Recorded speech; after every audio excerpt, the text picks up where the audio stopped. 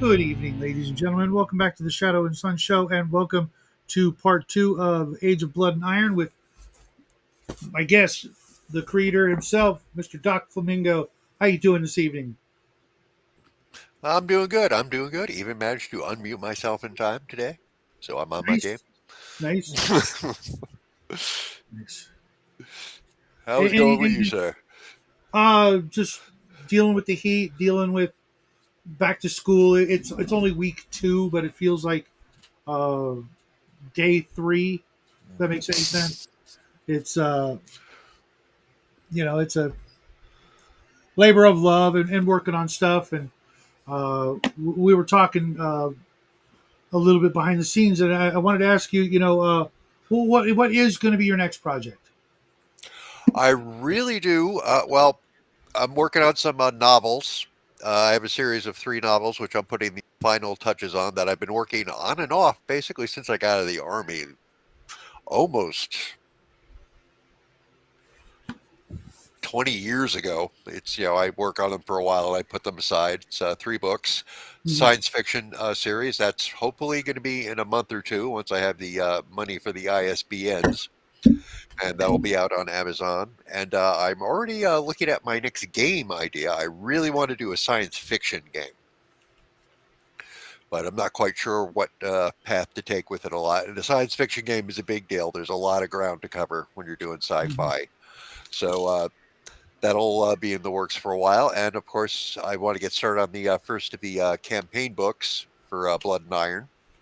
I've got a couple ideas for those. I'm not sure which one I want to go with first. It'll probably be either one of the historical ones, maybe Dark Age Britain, or I'm also, since it's now, I still have to look into exactly what parts of public domain are actually public domain because that gets complicated. But I Right. very much would love to do a setting book in the Howard Hyborian universe because I'm Uh, a huge I've Howard been fan. talking up Red Room Savage Sword, so clearly, there's plenty of wiggle room there, I believe.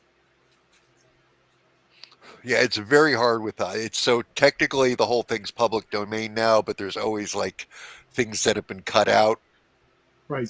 that aren't. So I gotta look into that because I don't want to get myself in any trouble with that. But that's definitely something I want to do. That's definitely going to be among the first, if not the first, to come out. Well, keep us posted. Oh, So, absolutely. so tonight we're talking about book two, uh, the Codex Arcana Fantasy Rules for the Age of Blood and Iron RPG. So this one's huge. It's what 600, 491 pages, including character sheet, uh, all kinds of. Oh my goodness! Nice, handy appendix. It looks like. So, what were your when you were going into this? What were your do's and don'ts that you wanted to, make sure you covered, but things you wanted to stay away from? Let's go with the things you wanted to cover first. Well, I definitely wanted. I needed a good bestiary. I wanted it to be more grounded than most of the stuff you see in fantasy. I wanted it to be kind of rooted in the Middle Ages, but I didn't want to go with a straight medieval bestiary. That was my initial thought. But a lot of the stuff, if you when you start looking into it, is really silly. A lot of the Yeah. stuff I thought was going on in the Middle Ages, so it's kind Mhm. of a compromise between the two to make it more realistic, but also have be rooted in kind of the fantasy tradition. So it's got, and as far as the magic system goes, I very much wanted something you could. It's more of a. It's probably more so even than the combat rules in the main game. It's very modular. You can basically build your own magic system off it because there's a large number of optional rules. Spell use can be like incredibly deadly to the point of nearly suicidal to cast spells if you want to use all the nasty optional stuff in it. Right. And also, I wanted to, for instance, the stuff like the fireballs and stuff like the really like combat heavy magic is in there, but it's all kind of tucked away at higher levels. Some of which you need to take some quirks to unlock higher than normal skill levels to even have access to. Okay. So I've always like preferred magic systems that were leaned more towards the utility than the flash. because I always Okay. thought that inspired much better role playing, for example. As opposed to making them glass cannons, Yeah, yeah. So it was which always kind of intended as a more melee heavy game than say like a Dungeons and Dragons or something like that is. But I definitely wanted a very robust magic system nonetheless. so what were the things you wanted to stay away from?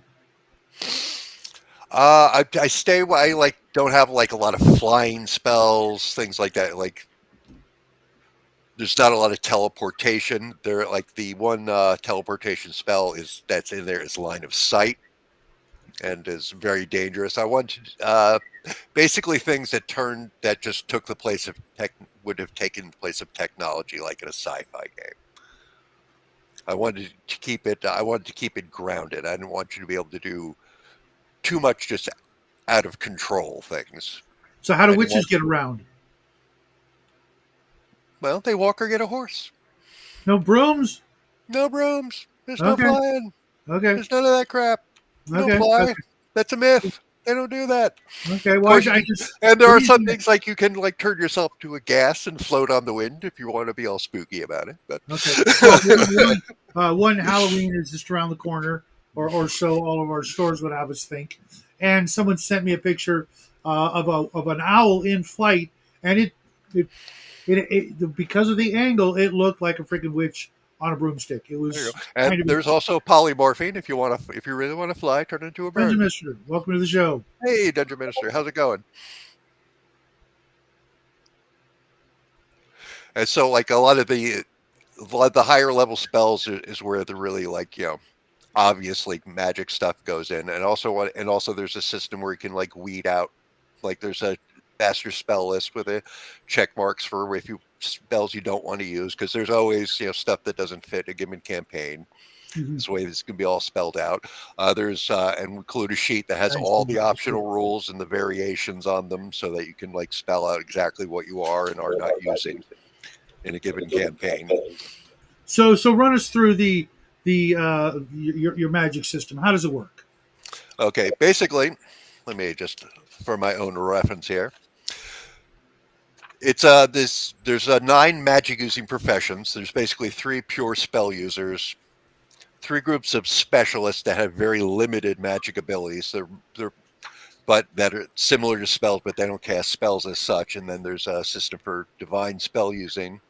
It works basically like any other spell. Ultimately, you're trying to roll 7 or better on 2d6.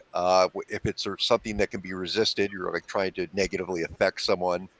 Then the spirit trait values of the caster and the target come into it. But it basically works like any other skill. Otherwise, Okay. there's a system for alchemy and item enchantment, things of that nature, because that stuff all needs to be covered. We actually ran a campaign in a previous game, Ashes and Empire, that I made, which I basically took the item enchantment rules out of, where it was based heavily around item creation. That's basically what the players did. They were enchanters, and so that Took came off very good. heavily into it. And let me see. And that's basically the main idea behind it. So acquiring new magic. What's that like? Okay, well, there's a system for determining basically because you're creating fully formed individuals with background histories, just like with the regular character types. So you'll start out with a reasonably robust spell book to begin with, and then there's systems for develop. You can research spells of your own. You could potentially buy them, depending if there's like magic guilds and these things are available, and they can be discovered. And there's systems for learning new magic skills in addition to new spells if you're interested in doing that. These things, take a lot of downtime because I basically appreciate we're it. dealing with fully formed individuals as opposed to a level system where you're continuously going up in ability. And same thing for alchemy and the item enchantment. You can learn new formulas. There's also a glyph system, which kind of takes the place of spell scrolls, like in the way they work in D&D or runes and Rollmaster.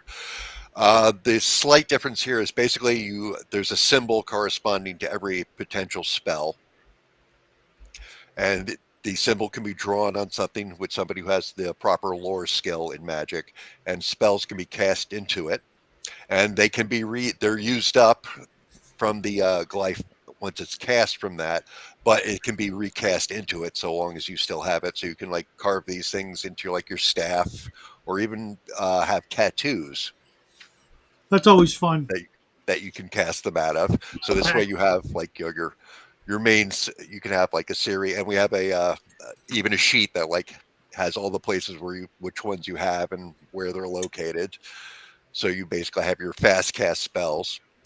Spells can take several turns to cast, although you can vary up and down the casting time for either a bonus or a penalty.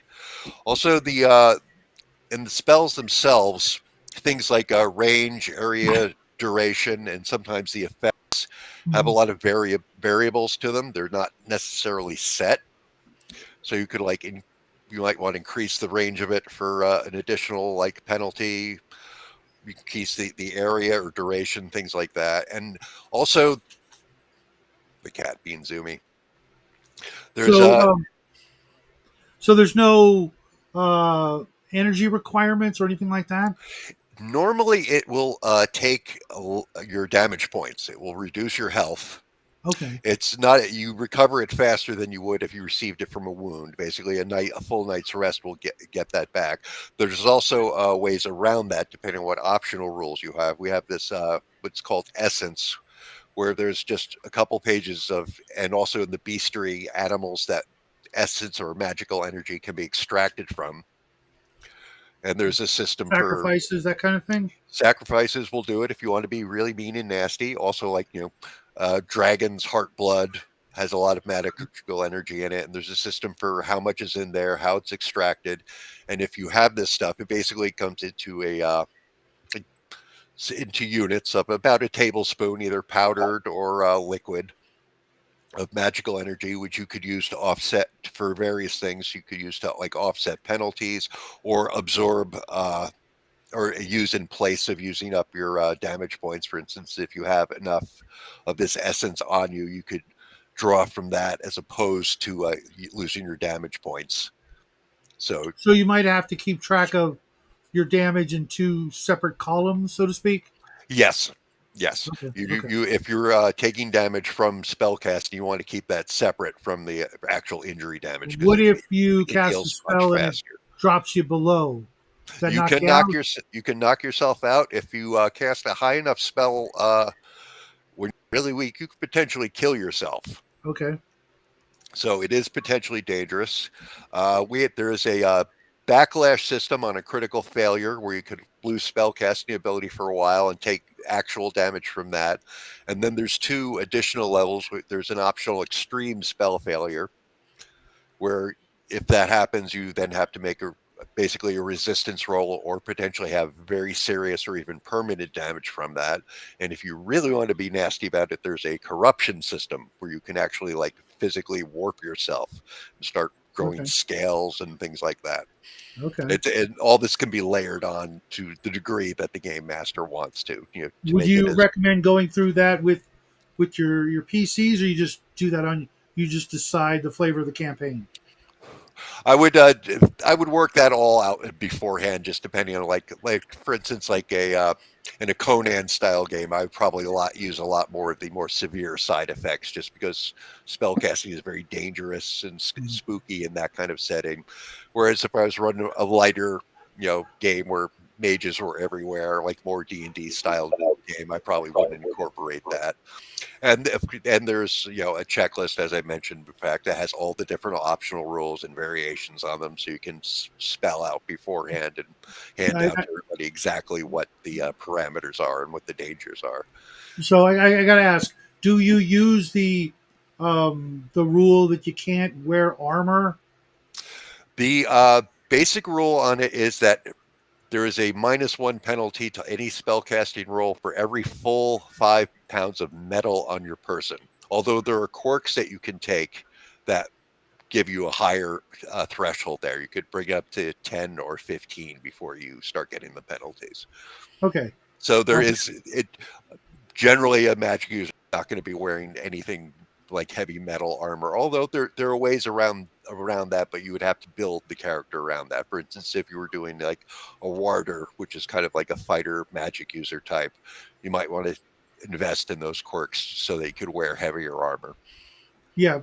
There have been numerous instances where the writer, let's say, never heard that D&D rule, and I really find it kind of nonsensical. There's enough reason why a wizard would not be a man at arms, let's say, because of the study and requirements therein, as opposed to it's just it makes no sense. Then they wouldn't be able to, or they would have difficulties with daggers and belt buckles and all this other stuff. That just clearly it was more of a balancing game mechanic than Yeah. anything else. Yeah, and I And tried to find a middle ground with that where, you can carry a reasonable amount of metal on you, but once you start getting to where you're carrying armor or several weapons, it's going to start affecting you negatively unless you've and why built the would you think character that would around be the that. case?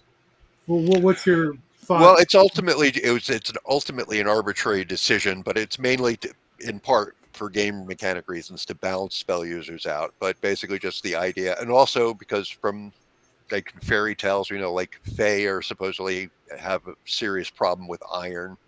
Mhm.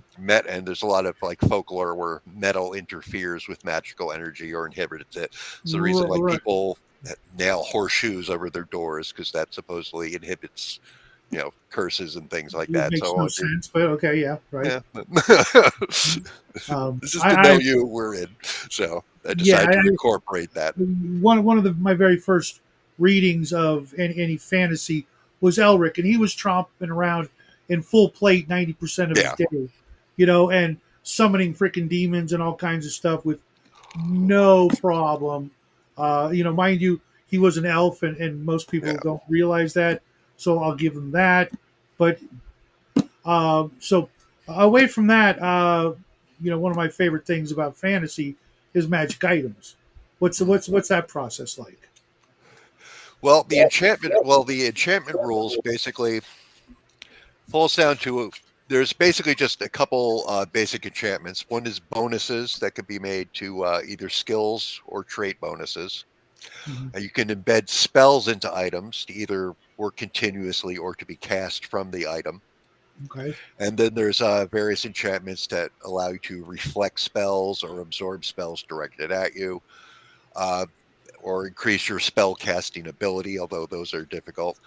And also, there's a talisman system, which is these are extremely difficult magic items to make. They require a huge amount of investment in time and materials, and also very high penalties. So you'd have to be very dedicated to making these, but give you great powers. They can increase all of your stats and your damage points and give you all manner of bonuses. But it's kind of like you kind of got to be a maniacal, want to take over the world kind of person to even want to invest in one of these things because there's very serious penalties if you lose it or God forbid it's destroyed on you. That can actually Such as destroy you. Okay, well, let me look that up real quick. Talismans. Okay, for example, with a talisman, these basically come in power levels from 1 to 5. You get a +1 bonus to each of the trait per level of it. So, and that's very large. You get a bonus to your maximum skill level, so you can bring them above. Uh, it acts as a both a spell focus and resistance item, so bonus to your spells and bonus to resisting enemy spells, and increases your damage points by 5 per level of it. So these are potentially super powerful items, yeah, but losing it could be the end of you. And also, while they're not intelligent items, if they're in someone else's possession, they behave as such and will constantly try to get back to their original owner. And that's with nice. also with intelligent Loyal magic items, items. I like that. yeah, with intel also and with those and also actual intelligent items, you can create. There's a system for basically contests of will. If you and an item are ever in conflict, it can try to take you over. Okay. And every time, and after a certain period, you could try to take control back. And there's a cumulative bonus for whoever wins if they consistently win. And if it reaches a certain point, if it exceeds your spirit bonus, then either you or the item has complete domination at that point and is in control. So also very nasty things to play with. Okay. So when making an item or casting a spell, I'm assuming that there are rare ingredients required. I mostly, in terms of the, I didn't want to get too much into the ingredients specifically, although some of the items require a lot of gemstones that be destroyed Okay. to create them. That's the main thing, and also a large investment of money in materials. Although I don't specify what they are, because I mean the game master can be more specific about that if they Yeah, want. I think it's actually best left up to the GM and Yeah, forces them to because do a little bit more work, but they should know their world that well to say, well, there are no newts on my planet, therefore we're going to use something else. yeah. So speaking of things like Eye of Newt, what kind of research did you do into the magic system you wanted to create? Did you look into any real world mummery, or was it just purely I fiction? started out with an elementally based system, basically just from reading from like my research into the Middle Ages. I eventually collapsed it all into a single system because I wanted to have a broader range of spells. But basically, mostly medieval European and Middle Eastern, very because there's a lot richer history of like magic in Middle Eastern stories than really in mainland Europe. A little bit of Eastern stuff, just where it kind of like, oh, that's kind of cool, but it's primarily based on medieval idea of magic from the Okay. Europe and the Middle East. Calm yourself, Excuse cat. I have an insane cat. me. So, So were there any fictional sources you keep going back to as either inspiration or uh, not necessarily canon, but you want to be like this more than that? it was probably individually. It was probably the most heavy influence was definitely the Howard stories, and to an extent the Moorcock as well. Okay. Just because those are the two writers I really felt kind of nailed magic in the way I saw it. It's a very kind of mysterious, a very dangerous thing to be playing with, and that's kind of what I wanted to go for. Did did you ever fiddle around with the Chaosium Elric games? I've looked through them some time ago. I'm not super familiar with Okay. Chaosium. Ars Magic I was more familiar with. That I pilfered a little bit, did a little homaging from Ars Magica. For instance, Okay. Never heard that. the essence system I was alluding to before, like kind of the distilled magic energy, kind Okay. of the idea for that came from there. Because I like that as opposed to just saying, oh, like with Dungeons and Dragons, where you have all these huge numbers of components, like, oh, I need felt in a glass rod. I didn't want to get into that because that either winds up being ignored at the table because it's just way too much of a pain in the ass. So I don't. or, I or wanted. your or your magic user at some point either looks like Sam Yeah, on his way to Mount Doom, carrying a giant pack full of ingredients, or your magic user becomes completely useless because he ran out of glass rod, goldfish, yeah. and what have yous. Yeah, you're out of back one. Oh, sorry, you're screwed. and also then you get into the whole situation of like, okay, well, this is very fragile, and you took quite a few tumbles earlier on, so why would this still be intact? So I wanted to get away from that. So basically, I have this very large list of things where like herbs and things that you can get essence from, and there's a system for extracting it. Okay, and you have X much of it. You mentioned earlier things like runes and symbols and stuff like that. How do you go about that? Because I've always thought that um, that was overdone to where it could be abused so much. If you have this magical alphabet and just by scribbling a couple of symbols, suddenly you're doing magic. That doesn't make any sense to me. Yeah. That's Well, too much of a shortcut. yeah.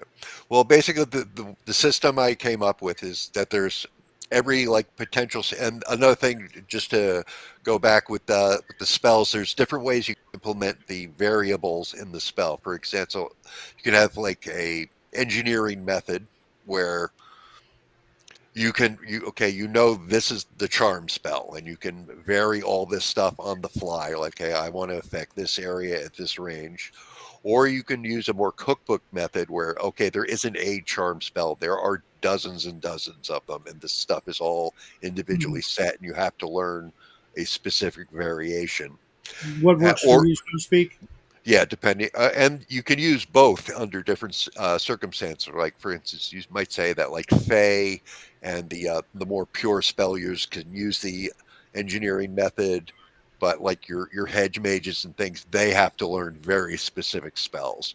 And there's, again, in the checklist, there's like exactly how you want to do that in advance. So there's variations on how exactly you want to handle it to how powerful you want magic to be in the given campaign. You can greatly restrict it. There's also like side effects that can be added. Okay. You can declare certain spell groups in opposition to each other, and this can all be set out in advance. So magic can be like very unrestrained and very powerful, or very niche and only available under certain circumstances, depending on how you want to set it up, given a particular campaign, as well as to how dangerous it is. Right. Most games I that I'm familiar with tend to want to just shove it all at you, and or the opposite, where you can every street corner's got somebody, you know, wiggling their fingers doing some sort of magic or Yeah, another. and you could set it up like that if you wanted to, but that's something I that always turned me off in games. I like Magic to be kind of subtle and low key, so I kind of wanted it to be set up where you could do that. Where, and if you want to go like crazy, where like the local blacksmith knows some fire spells, just because that's you can do that if you want. But I wanted to set up a situation where you could spell everything out beforehand and have great control as the game master, Well, exactly how everything works beforehand. one of the things I've come to realize that like there's a lot of games out there. DCC I think is one of them that they make magic so harmful to the user that you're better off just never Not using even doing it. Yeah, yeah, it. and you could set it up like that if you wanted to, but you don't have to. And that's the thing. I wanted to have So every possible variation potentially covered, because because there's definitely a place for campaigns like that. Like like a lot of the spell users in like the Howard stories are constantly in danger of being killed by right these because demons you they're know dealing with. when Howard's a good example. Howard is a story about one guy, Yeah, and so he's let's just call him a fighter, a warrior. So all magic bad because it's the opposite of what he is, yeah, and therefore it makes sense for the bad guys to get their just desserts sometimes from their own doings, as opposed to, you know, something Conan does. Their own ambition, is their worst enemy, and that allows for this one hero to continue on through multiple numbers of stories, yeah, even after 100 years, to where he doesn't have to always chop the thing's head off. Sometimes it'll step on its own rake. yeah. But Yeah, when you've got a group, there's going to that's be real, more. especially if they're relying on their mage. And you don't want to from a sales perspective, you don't want to go. Uh, Magic users need not apply to my game system because Yeah, you're DCC, like for example, I think goes way too far yeah with that, uh, because it's suicidal to use magic in DCC. right. And let's face it, once upon a time, back in the earliest beginnings of D&D, Magic users were, let's just go with a third of the players, probably a lot less. More of the players initially wanted to basically run, King Arthur, Yeah, okay, or some variation of that. Maybe there'd be one guy in 10, one guy in 5. Now it's it's one and two or three players want to be able to do magic. Yeah, and a lot of just the mundane, like there are versions of fighters that can use spells in like D&D now. Right. It's almost ubiquitous. Pretty much everyone's a spell user at some level now.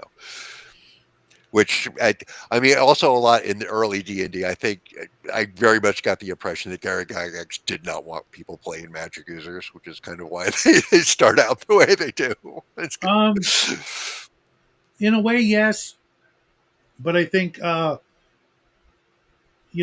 you look at the people who read these kinds of stories before they ever play these kinds of games, especially looking at things like right now, like the popularity of Harry Potter yeah. and other things like that. You've got entire generations of people who don't want to be the fighter at all. Oh yeah, the zeitgeist on that has completely like changed since like the pulp stories were being written that originally inspired the games. Right. It was all about being the big damn hero, the fighter, the warrior, the Robin Hood, maybe even the scoundrel. But now it's, uh, as our friend Mr. Max would say, they want to just have everything for free and not have to work for it. Mhm. Um, so with your system, you're going to have to work for it, but are you going to have to work for it harder than a warrior? Uh, it's going to be it's if you want to be like a powerful magic user, it's going to require probably an investment of a good amount of quirk points to get some of the magic related benefits, especially if you want to get around the armor restrictions. If you want access to the really high level spells, you're going to have to build the character around that. For instance, like the vast majority of spell users won't ever be able to cast like a lightning bolt or a fireball because that's where Okay. you hit this level 6 and 7 spells, and the normal cutoff is 5. So you're going to have to build your character around being able to do certain things, and that's going to detract from other areas. And also, you're going to have to develop those skills to the magic skills to a high level, so that's going to limit you in other areas. So you're definitely not going to be universally capable if you Right. decide to be a spell user, unless you're just dabbling in it. That's also a possibility. You can be someone who just knows a few low level utility spells. It works for that as well. And there are some like of the magical professions that are built around that. There's basically you have the warder, which is basically a knight who has some magic training. We have what we call the trickster, which is basically the thief magic user, which might be someone who's trained in that vocation from somebody who's been doing that, some rogue who knows a little magic, or they might be expelled students from like a magic guild. So there's that. So I don't know. there's just a I great don't deal of. remember if we touched on this last episode, but the thought occurred to me because I don't remember. Um, your system is not really a level up system. So how does one get better? Mainly through acquiring new spells and items and developing items. If you I really meant want to like increase your power I as meant a spell generically. user. Both sides of the magic coin. Those that can can't. Do you have like an experience point system or something like that? There's not an experience point system, but what there's depending on basically your mind trait, there's so many spell skills that you could potentially learn, and you could potentially take time to like go and start learning from another school if you still have s- slots basically available. And of course, you can increase skills just like in the with the more mundane skills by taking time out and either finding someone to teach you, or finding texts, or just experimenting on your own. So it's not a performance based system where you do this, you get these points to spend, kind of thing. Oh no, no, there's not direct for like advancement for using it. Well, I meant for all characters. Oh yeah, it's just yeah, there's not a system for just automatically increasing everything. You basically have to take time out of adventuring and use your downtime to increase skills if you want to do that. So one would be a character and player, for that matter, would benefit more from taking their ill-gotten goods and investing them right back into themselves. Yes, as a Okay. rule. Or or just like to support themselves. Okay, like for example, everybody comes back from a couple adventures. Like, okay, let's do some downtime. Now the spell user, like, okay, I'm gonna try to research these skills. I'm gonna study this and try to raise my level, my casting ability in this. So it's basically using your downtime and the resources because So, all this stuff costs money too, as well as time. is there like a role to succeed at the training kind of thing, or is Oh it just yes, oh yes. so There's you could like in Traveler, you could fail by not making the roll? yes, although you can retry it and you start accumulating bonuses up to a cap for a subsequent attempt. So you will eventually get there. It might take longer or shorter, but you'll get there if you persist at it. So for instance, if you try to increase a spell or really any skill level and you fail at it, you can try it again, but you're going to get a bonus on the next attempt because you're making Do you some get a do you progress. get a discount on the cost in gold? Let's say if you fail for the next time you go in, it's like Oh no, the monetary costs are from scratch. okay. I'm sticking it to you So, there. so a player could theoretically spend more time training than adventuring. Oh, potentially, yes. In fact, a lot of probably not so much player characters, but a lot of like mages that will be their main pursuit. Adventuring would be an annoyance to them. Right, You're because actually they could uh, literally just stay in their tower, occasionally pen a scroll or something, and use that money for constant training. yeah. If you're looking to advance your skills, the downtime is the way to go. So if you were just I'm here, I want to study magic and become the best possible can be at it. You don't want to go adventuring if you can avoid it, other than to get the funding. So you don't have anything like the I hate to keep going back to Traveler, but Traveler had that rule where if you are performing a skill while adventuring a lot, there's a chance that it will go up just through use. Not automatically, but I do have a system where, for instance, a game master can award a skill point like after a certain period if somebody's been using it a lot very successfully. The game master can say, "Okay, you're we're going to That would give have you to be one of the this," but that's ultimately a GM the fiat key word system. there is successfully. You can roll your pick locks ability 100 times in a game, but if you only succeed once, you really shouldn't be going up in it. Mm. Yeah, that's Okay, basically the idea behind it. because I could see how that wouldn't be attractive to certain kinds of gamers. Not saying that I agree with that, but I could see how certain gamers would be turned off by that aspect of not being rewarded for doing the things, and then they got to come home and instead of hand waving the training, you know, because you don't want to waste time in Yeah. game, your system might actually lean into the opposite, where you may spend multiple sessions going um through the training, or no. Well, it can be handled off screen, but yeah, you could definitely spend a lot of time training. It's because skill levels count for a lot in this game, so Right, right. you My, gotta my put good friend, time into it. my good friend Grim, not the one Grim that you guys are thinking of, but a guy named Grim to say he wrote a story called Arn of Clayhaven. It's also on Amazon. It's a very very good wholesome story. I'll try and put the link up, but I'll probably forget. But it was about this kid and his journey to eventually become a big, mighty warrior. He starts out as an orphan, woe was me, all that kind of stuff.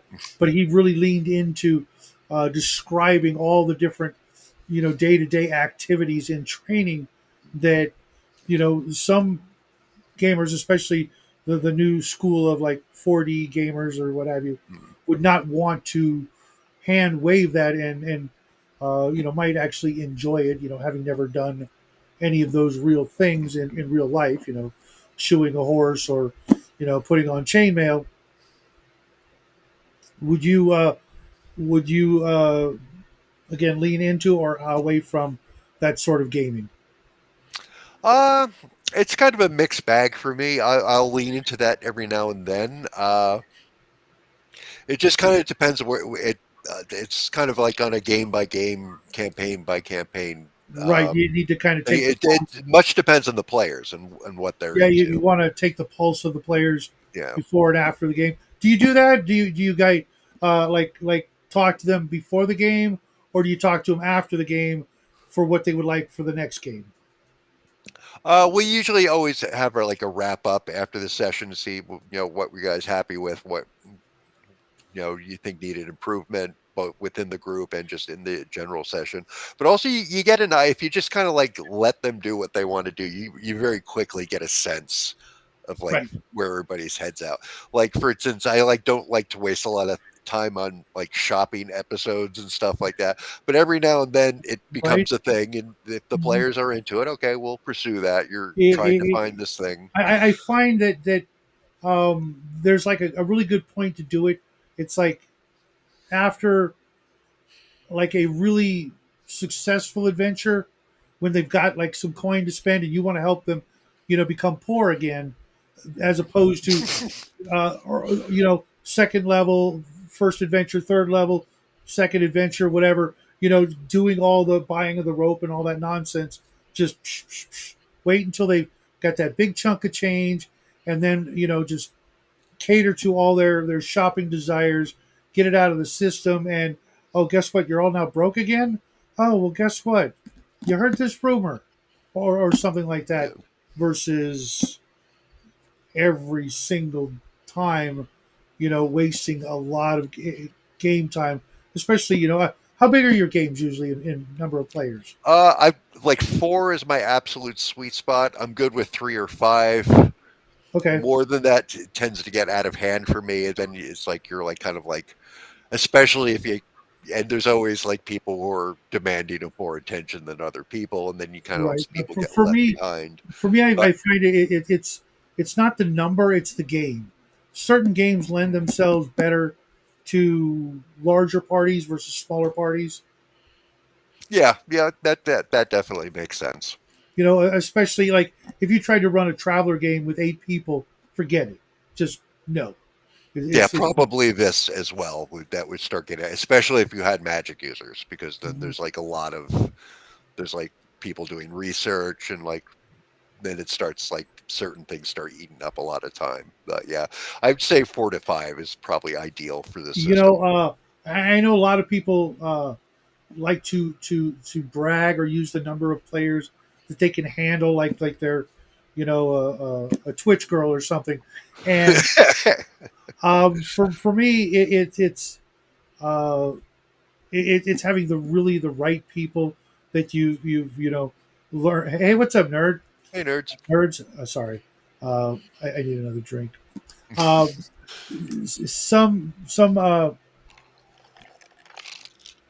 some groups just they sort of weed out the weak links after a while, and other times Yeah. you just you've got a line of people waiting to get in, and for me, I used to think a certain number was the sign of success, and now I'm like, no, it's really the right people showing up every week.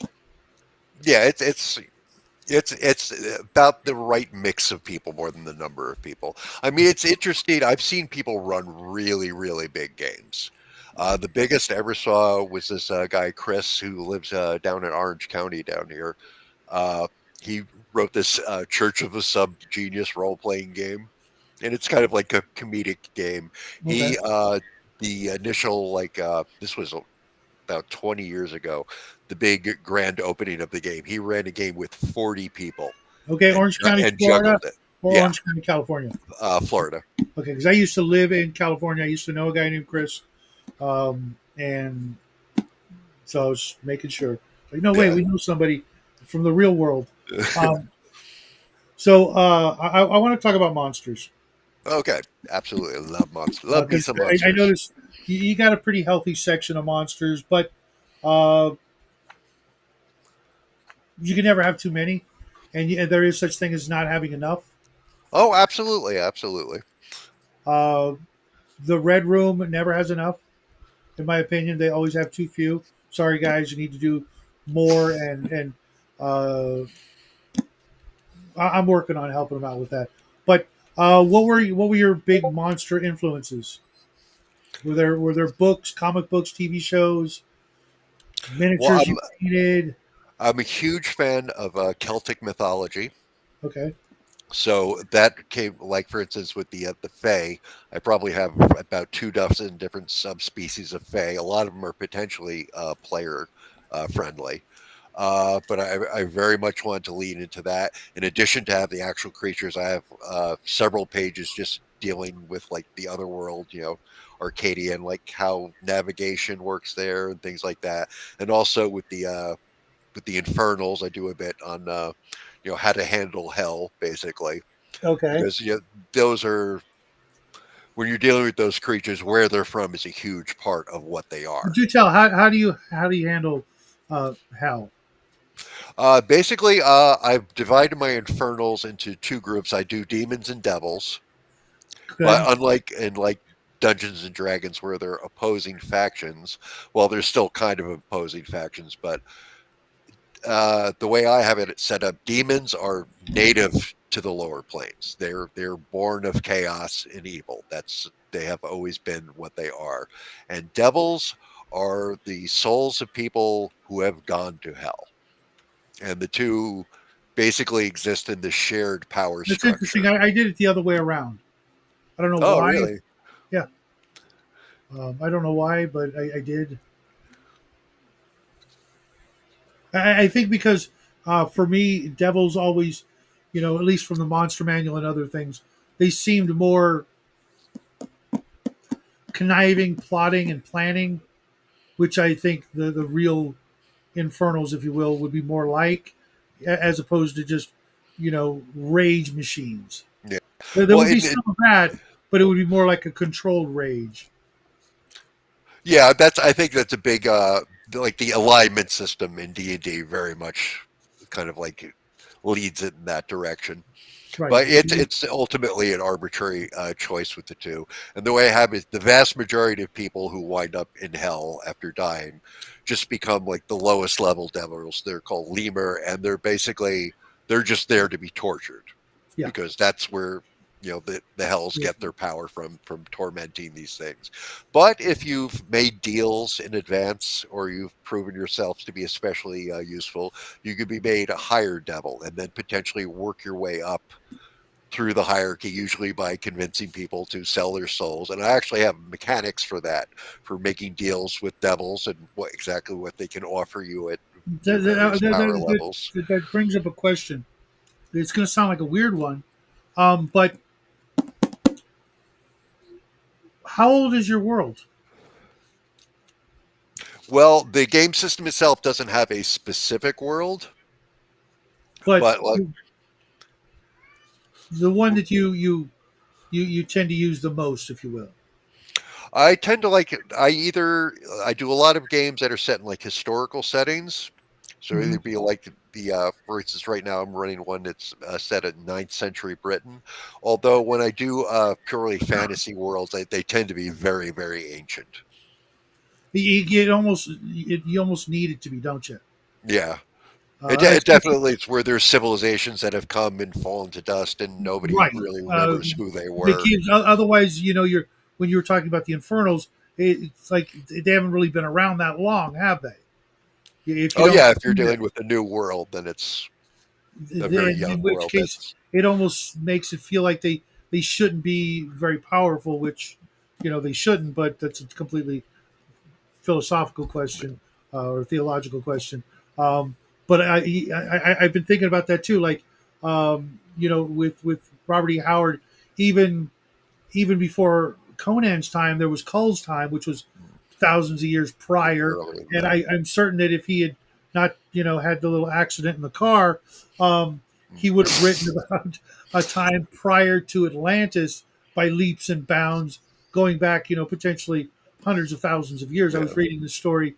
I don't know if it was one he wrote that was translated into Savage Sword of Conan, where this Irish kid uh, was Conan in like Yeah, in the I think I know the one you mean. And there was also a character who it's there's a couple stories where he's like an old man, he's dying in a hospital, and right. he has he can recall all his past lives Right, going and back one of them thousands was of years. Conan.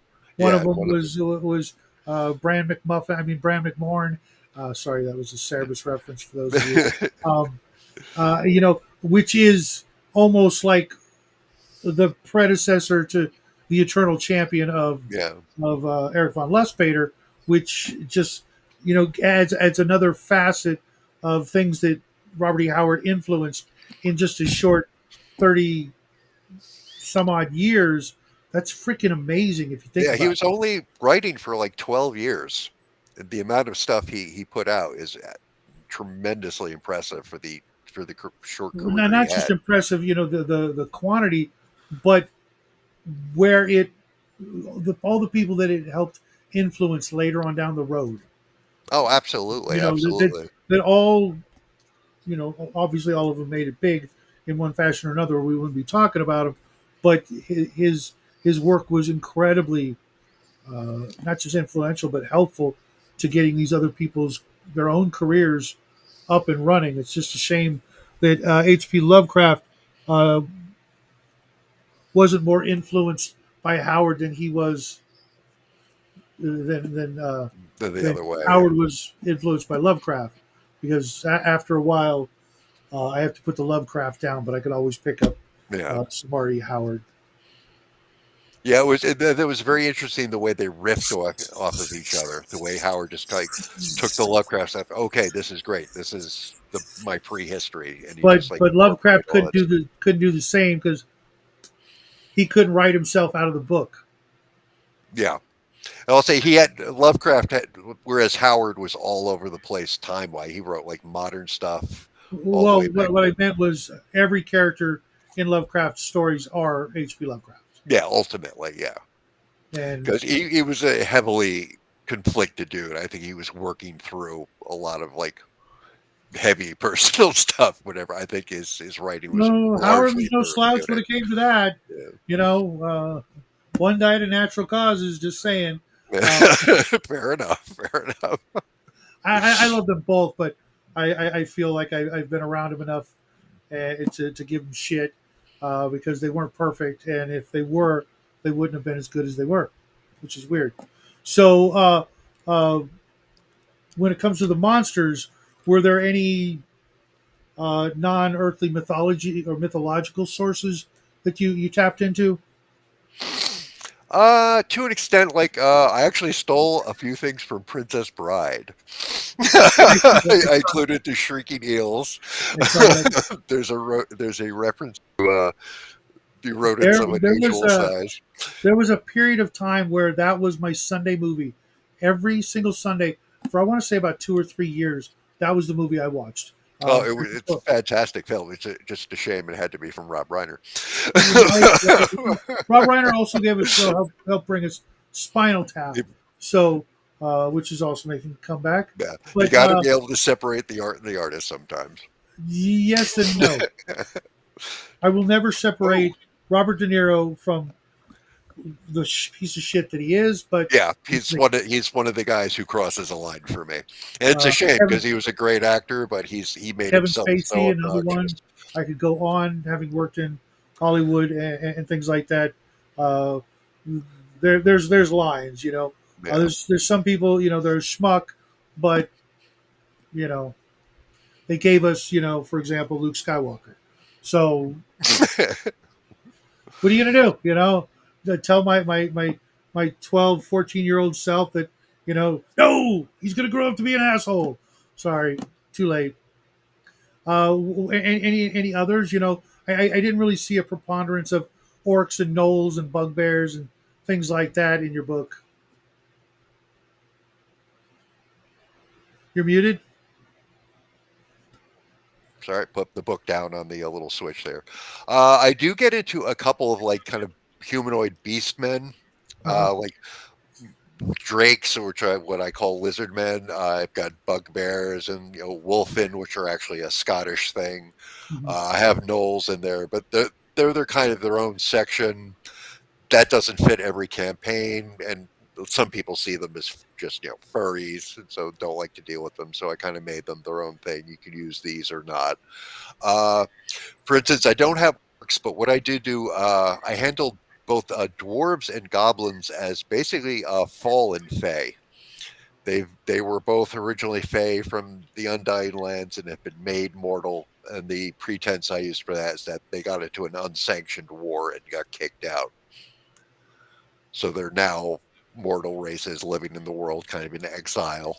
And it also helps explain the natural enmity both of them have towards. Well, I don't use the term elves. I use adheen, which is like an old, I believe, is Norse in origin, but it's the same concept. I wanted to avoid the word elves. I just had a bug up my ass about that, just not to call them that. And also, I wanted to base them more heavily, like on the Irish she than like more Mhm. Tolkien elves, just because I just felt that was so played out. Elves has become almost kind of trite in a way at this point. Which is weird because um, just going by the Gygax versions, um, they literally should have been ruling the world.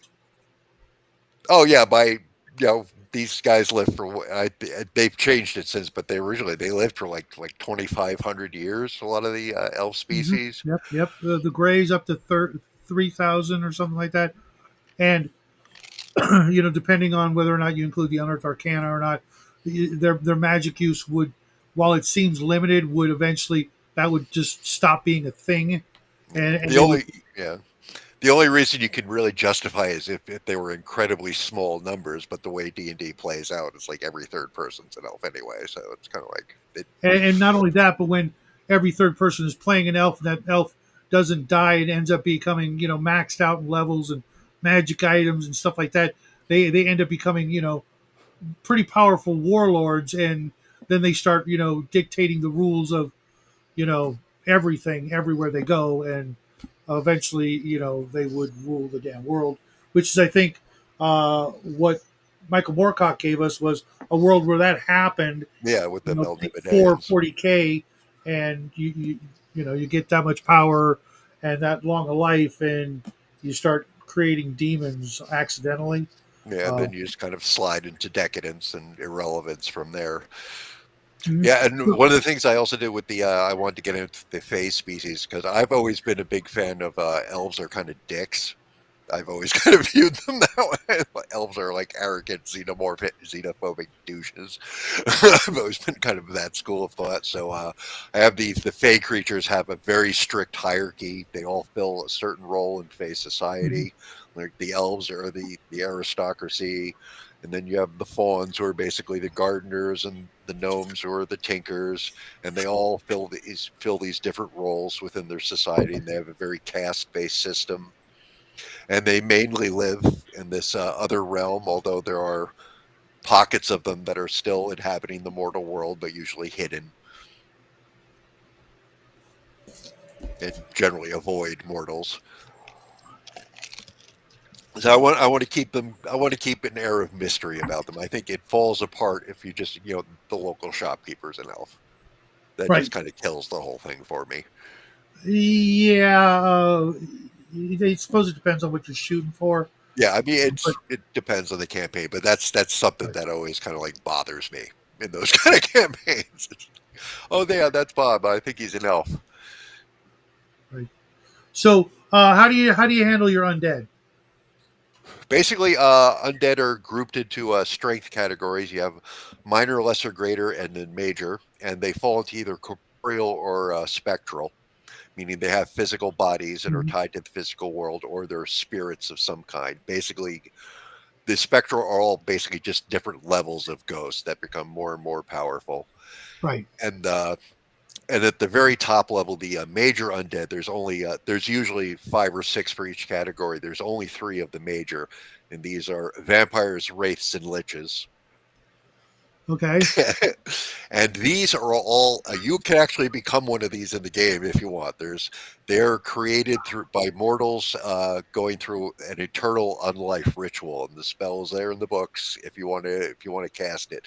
And these are basically people who like decide, okay, I don't want to die and move on, and I don't want to risk in ending up in the lower plane, so I'm going to go through this ritual and become this undead beast. And there are varying power levels. Like the vampires are the lesser of the three, but they're also the most mortal like. They could potentially pass as mortals. They can move in mortal society. Then you get wraiths, who are the one spectral major undead. They're more powerful, but they're also more limited because they can't physically touch anything they need. For instance, if they just want to physically manipulate things, they need like enchanted garments to even be Okay. able to physically interact with the world. And then liches are by far the most powerful, but they're also the ones What that about vampires? basically vampires are there. Vampires of the major undead, they're the probably the weakest, but they also have the greatest range of activity because they can potentially pass themselves off as mortals if they need to. Right. That was one of the pros, I guess, for vampires. I don't know. Now, okay, what about the classic turning of undead? I have a section on divine magic. There's no specific. I don't have like clerics where they don't have specific spells, but rather I have a setup where they can potentially cast any spell, but it's a miracle. And I have a it's basically kind of a meta currency called divine favor that can be used to power spells. And I Uh, give a lot of warnings about basically if you're going to use divine casters, they're performing miracles. They're not really casting spells. okay, my. Let me rephrase the question. Okay. With vampires, there are tons of vampire movies where someone turns the vampire with the cross, where Oh, okay. it's Well, yeah. where it's not the it's a combination of the cross and their own belief in it as opposed to their level in the church. Hmm. Okay. The way I handle that is that there are specific spells to do that. Okay, so the average person can't. The Oh yeah. average person can't do it. Although if you have basically the way my divine magic works is there's not a class for it. You could potentially say any character is a divine spell user. If the DM Okay. decides, okay, this person is like playing a devout enough, holy enough character, I'm going to allow them to start doing Okay. this stuff. And then there's a divine favor system where you can acquire points basically by performing certain rituals, making certain donations, and also be awarded them just by doing deeds that the gods would decide to reward you for, and you can use those to cast spells as opposed to the normal system that like an actual mage would use. But it's Okay. a fully optional thing. Like these characters may or may not fit in a given you know milieu. Just Okay. So, um, with your with your divine magic, have you come up with a pantheon of deities, or there's just a couple of different religions? How do you work that? well, there's nothing specifically in the system for that. That's would be depend entirely on the game world, so that would have to be in there. For example, the character I have one character who's running Hey, Grandma. a uh, a character that's just started getting access to these, and this is the ninth century Britain campaign. He's a Catholic monk, and he's just started to discover that he can, under certain So circumstances, give spells or again, heal. with if you're going to go in a historical setting, and how would you deal with the literally the vampire? Then would you just sorry you don't have the juice? Hey, what's up, Bear? Well, oh hey Bear, what's up? Basically, the way if you have a divine spell user and they're going to cast, they don't learn or cast specific spells. They just kind of decide they want to do something, and if there's a spell that fits it, Like in the Princess Bride when Indigo is praying to his father from beyond the grave for guidance. okay. Well, in that case, I'd probably call that a healing spell. I'd probably call it. He's casting a healing spell on him. Like if I was going to like game rule that, that's probably what I Well, would because he call was that. trying to find where the Man in Black was. Oh, you mean just for locating him? Yeah, yeah, yeah. That is I kind of would like that a I miracle. would just kind of that how you run the game kind of thing. I Okay, would just kind of wing that. Like yeah, if he's like he's doing that, I'm probably going to throw the guy at him at some point, or at least clues as to where to find him. okay. Because if I was running a any sort of earthly kind of system, it would it would be vastly different the way I would run like all magic, especially divine magic versus any fantasy world. You just make out a whole cloth. Yeah, so like the divine rules, divine spellcasting rules are very vague for that reason because it's going to depend so much on how you set up your world. So I'm more giving guidelines, and I give like a couple examples of like how I would use it. Like, okay, this is like in for instance the campaign I'm running now. As I give like this is what I let him do under these circumstances. This is just kind of like an example template, but you can set it up however you want because it depends entirely. Like if you're running a campaign like in ancient Greece with the Greek gods, it's going to be a radically different system. Exactly my point. Yeah. Exactly. That's why I was asking about the vampire because in too many instances, and nobody could pull out a crucifix and not get bit. Yeah. It And depends on how you like. Can you just believe hard enough and have that work, or do you need to be somebody and special in the or have case been of that trained one, to do it? I almost called it a classic episode, but it was a Sylvester McCoy episode of Doctor Who where there were vampires and a Russian soldier turned them with his little Russian star pin versus the Doctor Who. That particular doctor was just able to turn the vampires because he had met God and had tea with him. Wait, So, he did an atheist turning. no, Did he just no. It was the exact the opposite. People's Revolutionary Council Oh yeah, the Russian guy did that. repels you. His faith was in the state, whereas Sylvester McCoy's faith was not faith. He had regularly had tea with God, so he could just turn them by residual presence or Yeah, something. text him. Right. Hey, big guy, I have an issue. In which case they just could have just turned to smoke or mist or ash, but the BBC budget being what it is, they just slinked off. Although I'm interested in the idea of the People's Revolutionary Cleric now. That could be funny. Yeah, yeah. Tragically so, but yes. So The another power of creature. Marx compels you. Well, yeah, it compels you to do something very violent to that person. So I got to ask, do you do the elementals? The fire. I do have elementals. They're of the the earth, earth, air, fire, water, and then I have like 5 different strength levels for each. I don't get into too much of like their ecology other than to say they're composed of these things and use them how you want. This is how they'd probably appear. Were there And also they all slightly different vehicle abilities. For instance, like an earth elemental is more susceptible to physical damage, but he can also inflict a lot more physical damage.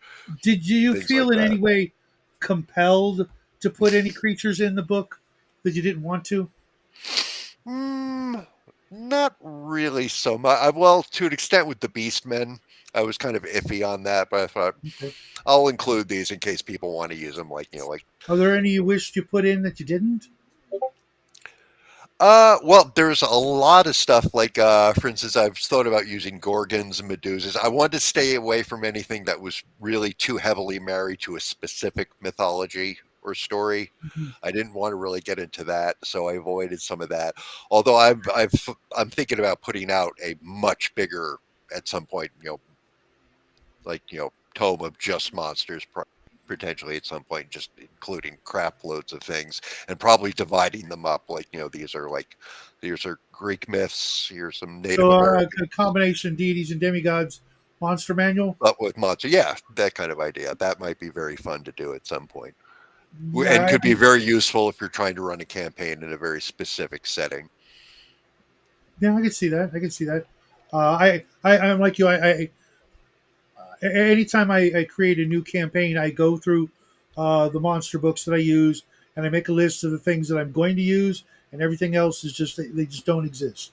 The current world I'm running now, there are no orcs or goblins or kobolds or any of that nonsense. Just tired of it, and it just it's almost become like the beholder. They Yeah, become so TSRified that I don't want to use them anymore, yeah, yeah. and it just feels like I'm just doing them a favor by using them. So I stick with a lot of other things. And then there was a couple things where I wasn't entirely sure where I wanted to go with it, so I could kind of give variations. Like with dragons are a great example. Uh, I have the rules in there for the talking, clever, magic using dragon, but I was like, Mhm, the feral beast dragon is fun too. So like, here's the mhm, variations for doing that. And like, if you want to do like, the cursed dragon, the miser who gets turned into one by the gods, here's how you would modify it for that. So some of the stuff I set up like that where there's multiple variations because I couldn't really choose between one ultimately. I noticed you didn't create the somewhat time honored treasure tables. Yeah, I avoided treasure. The only thing that has anything similar to a treasure table is the dragons. I gave like if you want to do a dragon hoard, here's the kind of stuff you might find in a dragon hoard. But yeah, Mhm. for the most part, I avoided stuff like treasure tables. I want to just handle that how you want because also a lot of times monsters aren't really going to have treasure as such, unless Yeah, it's just dead people who had some cool stuff that's lying around their lair. and I found that over the years, some of them are really good. Some of the line like A and B or whatever Yeah, were really good, but others were ridiculously skewed in both directions. Too much, too little. yeah. It's like, why don't you just put that in the description of the creature if it's that minimal, and why waste the time? Having someone have to go and look it up. I Because if I made a monster manual of my own, I would literally put that in the description. A good example of what you might find on them, as opposed to having to go look in some other chart, and possibly and potentially another book. Why? Why? Just Yeah, so you I basically describe. just leave that up to the game master. Although one thing that all the creatures have a resource entry, which is basically Like, like if their hide, this is what the hide is worth. If the bones are worth something, yeah, this is what mhm. you could get for selling the Which is bones something that for. should be in every Yeah, that's monster. something I always thought was missing from like those kind of You know, books. uh, If there's like if you can get the if you're using the magic essence rule, Even like if it's just a this is what you reminder. can get. You know, a classic example was the squid ink. Hmm. You know, uh, it to begin with, it would be so impossible to extract to make it ridiculous in a game setting. You need squid ink to make magic user ink. Okay, well, Yeah, how do you we're go about landlocked. We're it? landlocked. So what the shit? Okay. Um, but yeah, having those details in the Yeah, so description. that's in there. There's so Plus, many descriptions. yeah, plus I have like typical bounties that are paid if Another they're good one. offering for that. It's like this, you kill one of these things, they'll generally offer you like 2,000 silver to kill one of these things, and stuff like that. So that's basically where probably the closest thing to treasures for most of the creatures are, because most of them are basically just animals. They're not going to be carrying coin purses for the most part, Mhm. and if they are, then you just treat it as such. Okay, he has some It's coins on him. amazing too because I I think a lot of the thing in D&D was just because so much of the experience was originally based on treasure that they kind of had to give you something. So I think, a thing I noticed, like for example, in addition to reading a lot of Conan, I read a lot of Tarzan, and there are very few what you'd call monsters in Tarzan.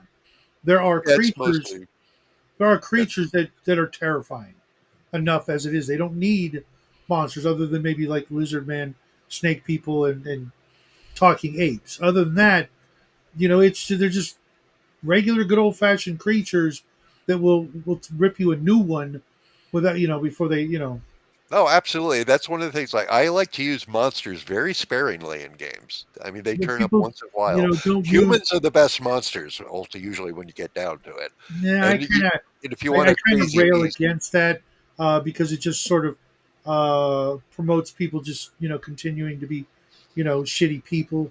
It's like they can just say, "Well, we're monsters, so what do you expect?" No, no, no. I expect the most of you because you're the most evolved species on the planet. Act like it. Um, but yeah,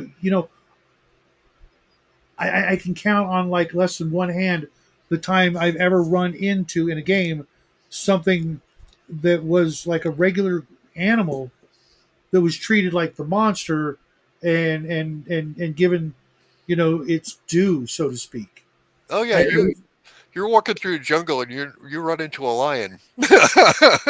You're gonna have a fun time. the weird ass animal, but yeah, yeah. It doesn't need to breathe fire or fly. I You're going to recently be had a sufficiently impressed.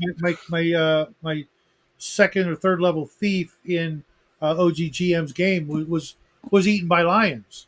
One of the first character deaths I've had in years of playing online because the unspoken tragedy of our hobby is that there are so many GMs out there that are terrified of letting Oh, a player character die for losing a player from the table, and I can't believe that that's still a thing in this day and age.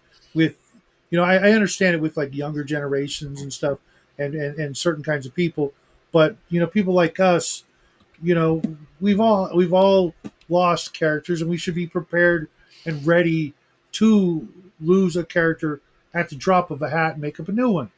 But there's oh so many yeah, teams out there that claim to be tough, but yeah, but are not at all. then There's no real underlying danger. Yeah, that I hate that because that takes something away from it. Play an old school D&D game with Bear. You'll go through 3 characters in a damn session. and my record my I like record that about his games. my record was 5. I lost 5 characters at a shop with a GM I knew very well, and each time I lost one of my like high level characters, I'd pull out another one. Like, okay, let's go, and in one day 5 characters. The last one was a D&D bard, old school. He was like 13th level bard, so he had fighter, thief, and bard, Oh, and okay.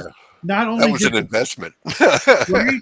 And not only did the bard die, but he came back as an undead Whoa. bard, which was the icing on the cake. Because then I got to use that character from time to time as an NPC. You're going through the woods at night, and you hear music off in the distance, and it sounds like Iron Maiden, um, and um, you can just imagine the rest. So, so speaking of characters, let's say we make one. I had an idea for a character while I was sitting here. I would like to make Slippery Jim's cohort in crime, his main paramour, if you will, his Bonnie to his Clydeism. Aha. So I give you a pair of NPCs you could use, and of course, she has to be a trickster. Oh, outstanding, outstanding. Excellent choice. I don't know that I would go so far as to name her Trixie, but That feel might be free going a little far. feel free if you like. If I come up with something, I'll let you know. So from what I remember last time, I'm going to roll 3 dice 6 times. Okay, we're going to do, let's make it, I think we went with the exceptional level before last time. I So, think. okay, roll 2d6 5 times and take the 3 best results. Okay, let me get an actual pencil. There we go. 2d6 5 times. Well, that's not good. I'll have to start with a 3. Then we get a 10. Then we get another 10. Just a different way. We get an 8. And one more 7. All right, so we'll go with, since she is going to be a trickster and somewhat uh, mystical, we'll go the 10 in mind and spirit and the 8 in body. So she's no slouch when it comes to running away from the long arm of the law, but she's more inclined to use her charm and her wit and her feminine wiles to get stuff done. Do you remember how old Jim was? I believe we brought him up to 30. Okay, so I will make her a little bit younger just because that's the way it should be. Call Okay. me old fashioned. And the next after your traits, we need to. You'll have 5 character points to spend on quirks. More if you take negatives. Hmm. And the quirks are in the start on page 23 of the core book.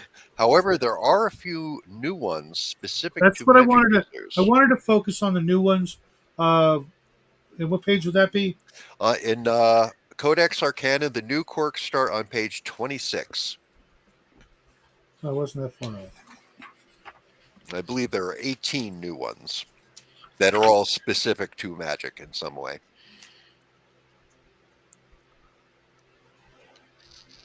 Okay, I like that silent casting right off the bat. Uh, and where did I put quirks? Did I put them on the back? No, I didn't. I don't even know where I put them. Oh, well, I'll put them here.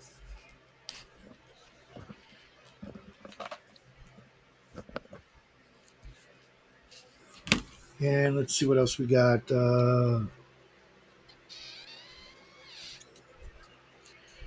Don't need that. Quick casting, maybe.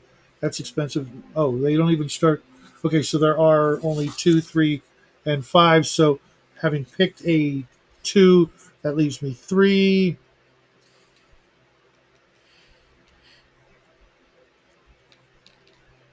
Oh, that's perfect. The resistance to magic is tempting, but I like the resistance to magical detection even more. Aha. Starting to get a feel for. Uh,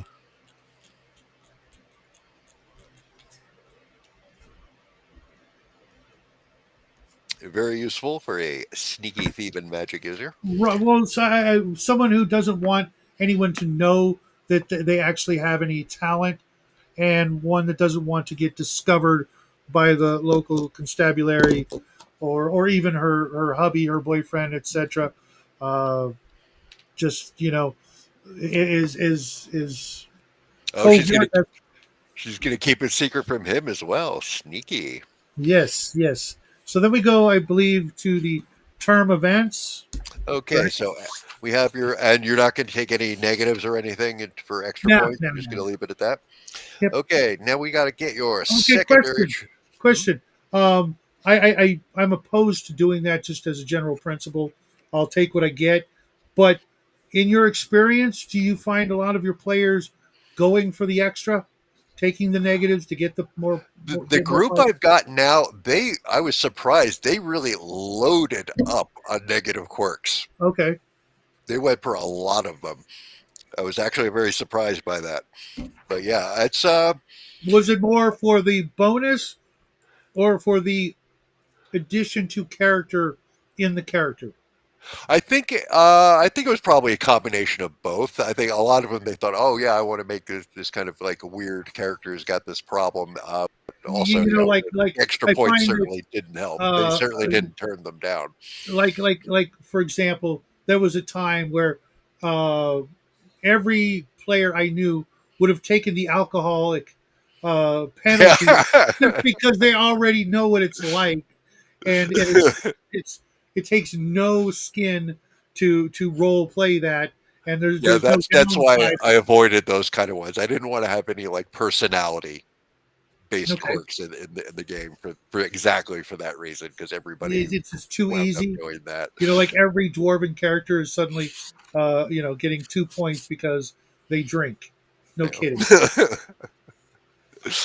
Although you can really screw a player if you want to be vindictive about it, you can really get players for that too. So no, you're drunk.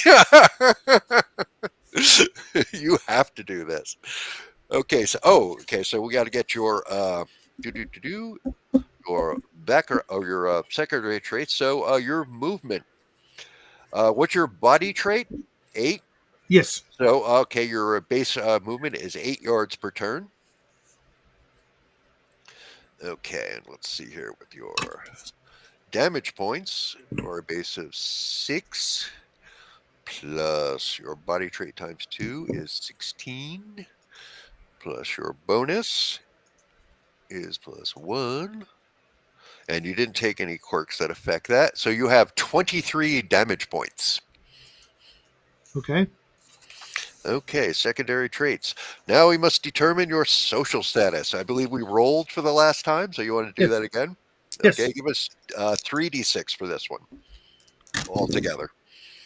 3 through Uh, 18. 7. 7, rural serf. You grew up a farm girl. Uh-huh. Okay. Background skills. Positive mind trait. And your mind was what? Plus 10. was 10. Okay, so it's going to be 2 more for that. So you start with the following skills: 1 athletic, 1 lore home region, 1 outdoor, 2 trade skills of your choice, which are on 47 of the core book, and plus 2 more additional skills of your choosing based on your mind bonus. Okay. Are there any new skills in this book? Yes, there are new skills. Specifically, there are 6. These are all deal specifically with magic. And what page would that be? This will be, let me find that real quick. Do, do, do, do. Where are my new skills? Ah, here we are. New skills. Went right past it. 31. That would be on page 31. Now, for you, there's going to be 2 skills that you'll need to develop to use magic. There Okay. is arcane magic and magic attunement. These Do work any of together. them fall under the trade or lore or? Oh, no, the trade skills, these will be on page 47 of the core book. That's like, the agriculture, architecture, blacksmithing, stuff like that. But you're Okay. going to need, oh, sorry. Go on. Give me a second so I can get that book Okay, no problem. over here. Just 1 minute. Uh, I spent all that time before the show freaking out because I couldn't find book 2. No problem. And I kid you not, it was 6 inches away from book 1. I've spent like an hour one day looking for my reading glasses before I realized I was wearing them. I actually took them off to like clean them at one point so I could look better for where they were.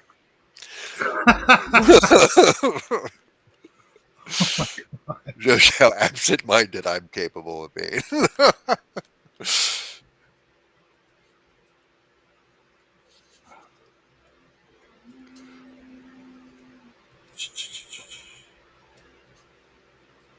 Social status. Okay, we got skills.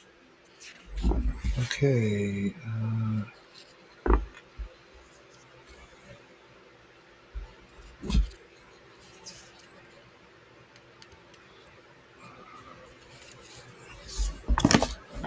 Oh, where's my thing? There we go. Okay.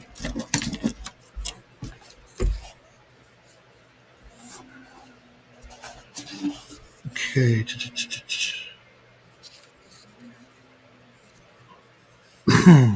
Oh, I see. Okay. Outdoor. What does that include? Outdoor is like would be like tracking, building shelter, finding food, foraging, that kind of thing. The general survival skills, outdoor survival skills. Okay, we're gonna go with. Could that be like gardening? Gardening would fall more under agriculture.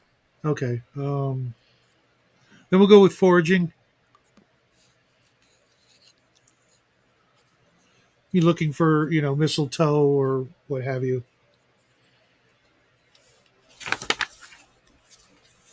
And what was the first one? The first kind of skill? Oh, you get 2 trade skills. Two, they could be for the same skill though. Oh, it was athletic. Couldn't read my own Oh, that's right. handwriting. Yes. And is there a list of trade? Yeah. On I flipped to it. I got lucky. okay. Yeah. So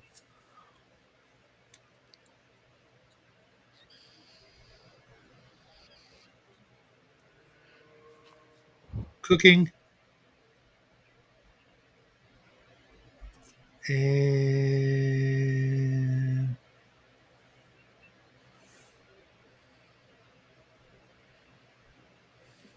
we're gonna go with pottery making. Oh, okay, interesting.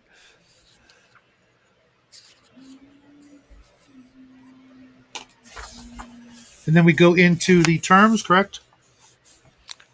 Oh wait, you also those are your so those are your five background skills based on your status, and because you have a positive mind trait, you can pick. You can have two more skill points to use for anything on the master skill table on page 40 of the core book. So they could be Yeah, two separate. yeah, it could be one or it could be two different Okay, ones. we're gonna go with combat melee for one, and streetwise Ah, okay, cool. to go with her wise ass mouth. Okay, we got your social skills. Okay, and now we move on to the professions. Now, for the trickster is in Codex Arcana, and we will find the trickster on page 23. And you meet both the requirements.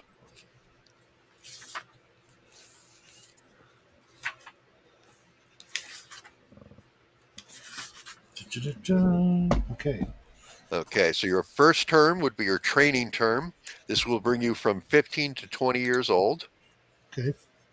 You get 1 point in arcane magic,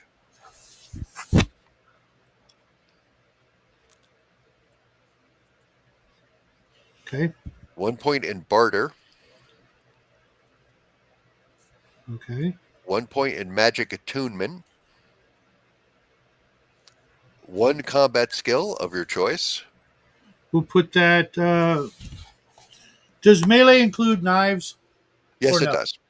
Yeah, Okay. That was melee good. is anything with a weapon that you physically strike Oh, with. okay. What I meant was uh, what is how do you term unarmed combat? Oh, yeah, unarmed is like with your fists, with your hands and feet. That's what I meant for her because Okay. Okay. if she ever, pulled the knife, she'd be dead. Mm. The way I'm thinking, the way it was back in the day. So what combat would that be called? So unarmed, Okay, unarmed combat for like okay. So I'll hand to put the hand, other point in that. So it's at two now. and you get a point in skullduggery, Out of feeling. and then you get 3 points to divide as you want among those skills that you just got. Okay, put an extra point in skullduggery. And what's the difference between arcane magic and magic attunement? Ah, okay. Arcane magic basically helps you learn spells. Basically, you can only learn spells up to the level of whatever your arcane magic skill is, Okay. and it will make them easier to learn. Magic attunement is used in the actual for the role for actually casting them. Okay. Ah, man. I'm gonna go with the third point in attunement, so that the little bit of magic she does cast is got a better chance. Mhm. Okay, so and that's two or three that you added. I added one to skullduggery, right, Mhm. and one to attunement, and I don't know where I put the other one. I think I did. I put it in combat unarmed. Well, the combat unarmed was you got for the trickster, the training level. They get one combat, so you'll have it. You have one addition to Okay. spend. So, okay. Then what the heck? I'll put it in arcane magic, two and two. Okay, cool. Okay, you are now 20 years old. Now let us, and you are going to have access to what tables? Okay, you can roll on any term event table you want, which is the usual ones in. Where are these in? In the core book, the base ones Uh huh. start on page No, that's too far. Why don't we roll all the Oh, you the, want to do all the skills first and go back? Okay, yeah, yeah, we can yeah. do that. Let's get her to. She's gonna stop at like 28, and then we can do all the benefits at the end. That way, it's Okay, no problem. it, Okay, so that is one term. The next term, which will bring her from 20 to 25, she gets one additional magic skill. It could be either arcane or attunement, or if you want, you can put it into alchemy as well if you want to do that. yes, definitely. Little alchemy can't hurt. You get another point of skullduggery. Sweet. You get a point of streetwise. About time.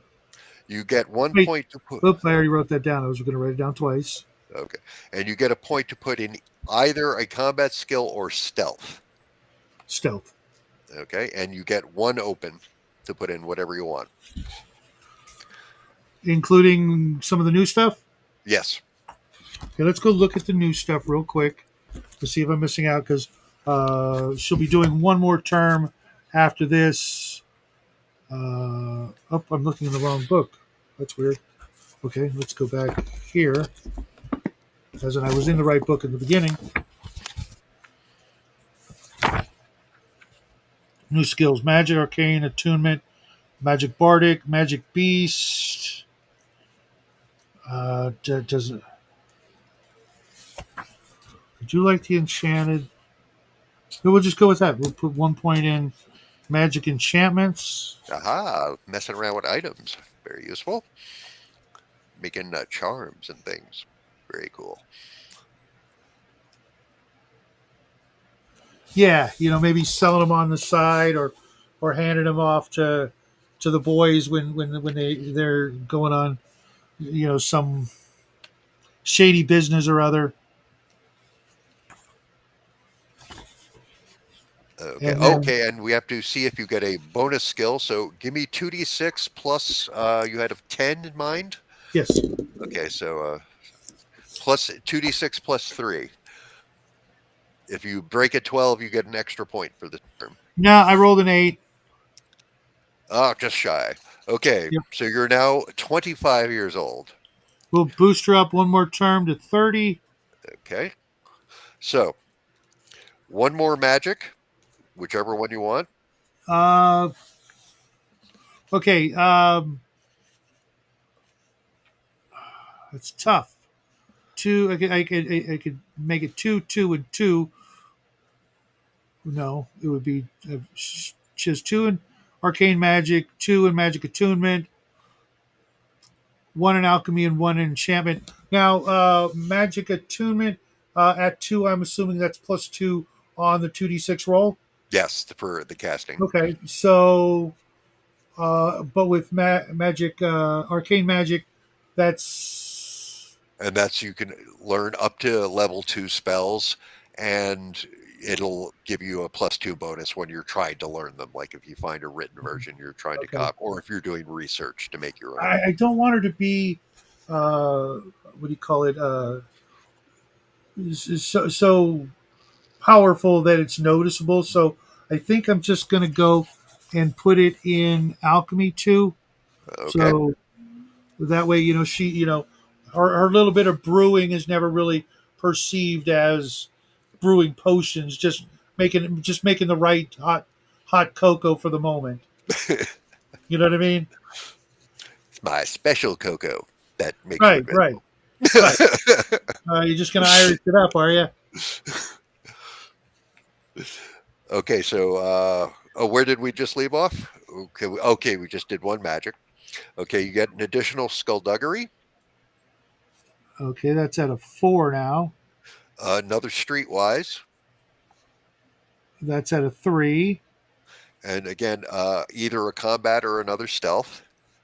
We'll take stealth. Okay, you get one more open to put in whatever you want. Even magic. Yes.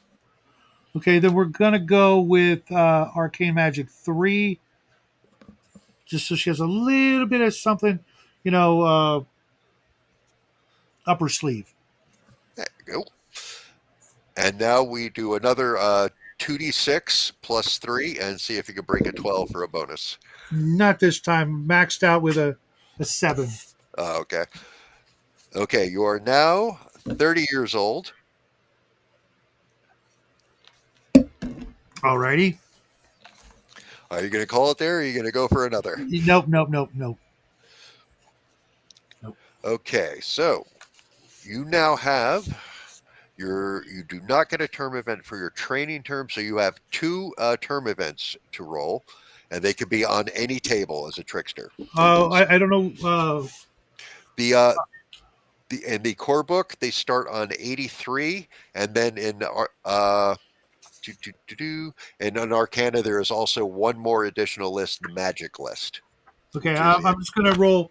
The first one on the magic list got a 5. okay. Let me find that real quick. Magic, and this is a 2 through 12 roll. Oh, Or no, okay, excuse me, not the term of it. Term of it, it's a single. So you're going to get +1 boon table roll for that, and you have one more roll on any table. okay. 1 or 2 dice. One dice, and 4. this is also going to be on the magic table. No, the next one is on the very first one in the regular book. Oh, the commerce. Yeah, Okay, well, 1d6, 4. 4 +1 to either a courtier or streetwise.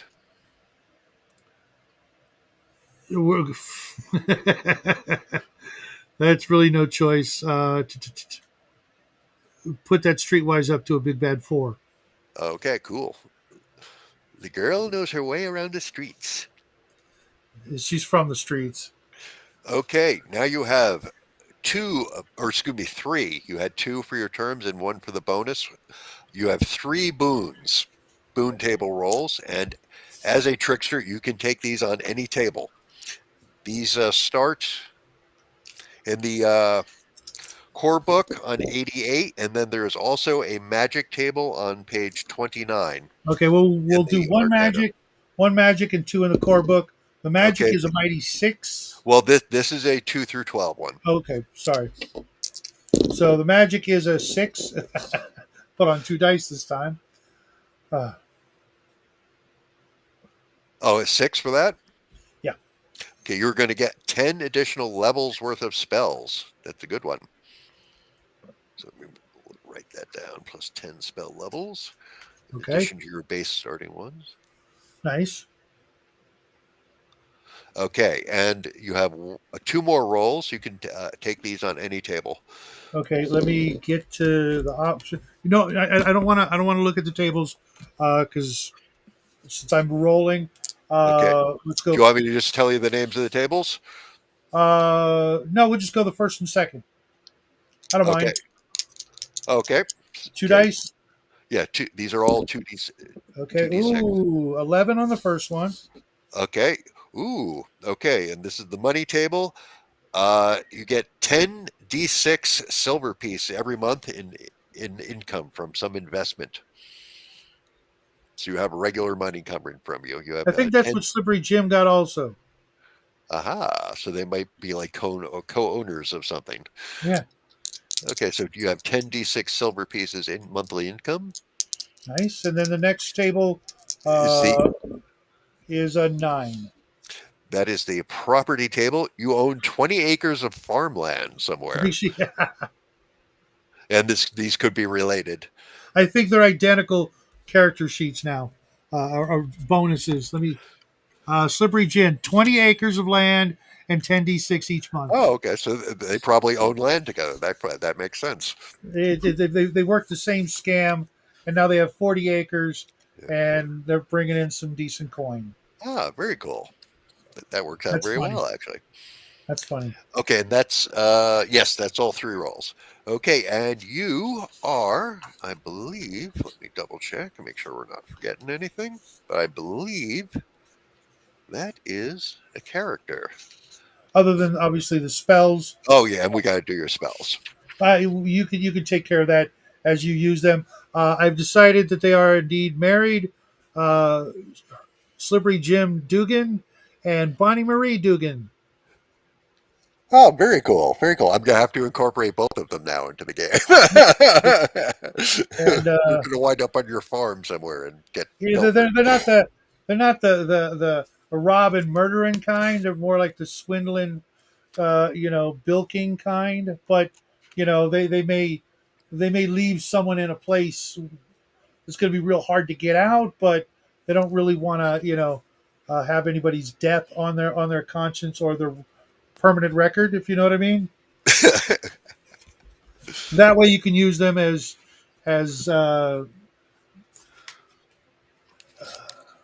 you know, a boon or a bane to the party. Keep them around. Uh, you know what I mean.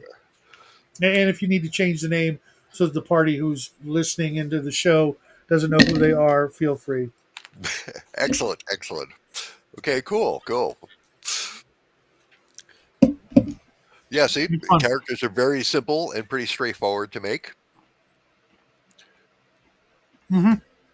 And as we showed, you can come up with more than enough character and feel for the individuals that you just rolled up to then go and use them. And as this showed, not just for potential players, but potential game masters, they can make up NPCs on the fly in a few minutes. Obviously, it'd be quicker once you know the rules Yeah. and you're not going back and forth with two people. But a GM could quickly make up a pair of shysters right here on the fly, or a couple of characters, as NPCs in the party, or help somebody make up their character for the game, and you've only got 20 minutes to get ready. It's a piece of cake. Yeah, I've made a whole bunch of my NPCs that way in the game. I roll. I can get them up in 3 to 5 minutes. I can bang out a character just depending how far I go, like in their on the life path. Yeah, it's once you know it, it goes super fast. It looks like it, and it's a fun process. You know what I mean? In a lot of games, there is no randomness other than stats. Yeah, You know what I yeah, mean? I love life path character generation. It's It, it, it, in the old Traveler days, it was a game unto itself. oh, Because absolutely, and you could get killed. yes and no, but yes. And I'm glad you omitted that because you're not. Yeah, that It was too makes no much for sense. me. It's dumb. Yeah, you could It's get hurt. You could literally wind up losing traits depending on a bad roll, but right. I you're like not going to die. even back in the day, very few people I knew did that. It's like I'm rolling up a character. If I die, just I'll just muster out. Otherwise, Yeah, it will. that's what we always did. You have to stop there and start the character where you're at if that happened. That was our rule with that. Yeah, right. Grandma was there when my character died from the lions that were not afraid of fire. Go figure. Yeah, I think he learned the next time around, don't you, Grandma? Um, but yeah, I really like it. Um, it's not 100% up my alley, but it's at the point where you can literally use it for what I always said. You should be able to make a life path system in a fantasy game, so you could roll up the Luke Skywalker, the Ben Kenobi, the Han Solo, all at the same table, all at the same game, and nobody feel like, oh well, he's running a 15th level wizard and I'm a Yeah, first level thief. It's not like that, and had TSR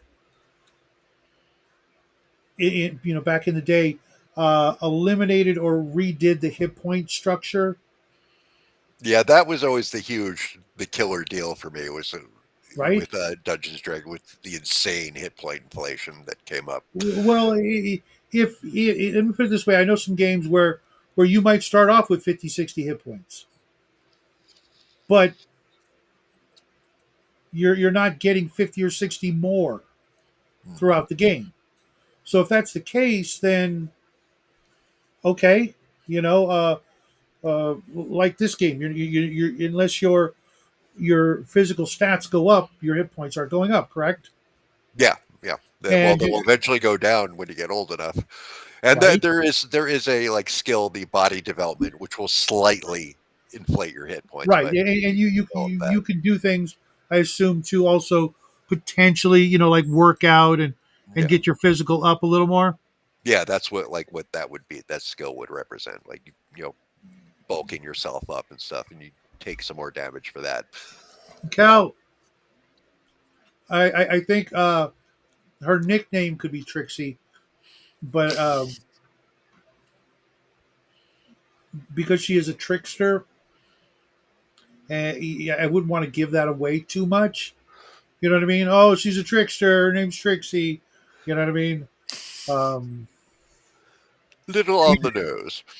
maybe that's just Jim's pet name that you never hear. If you know what I mean?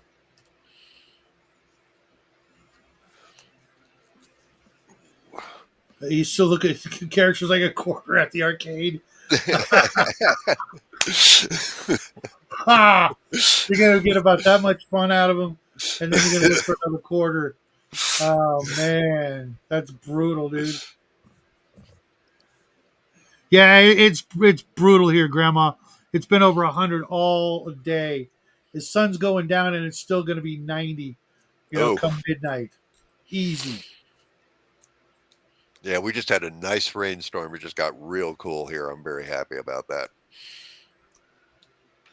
Yeah, that's one of the things why I don't do painting during the spring and summer here, because spring is like 5 minutes long and summer is 8 months long. So like trying to use, especially speed paints, you pour them out and they're already dry. Yeah.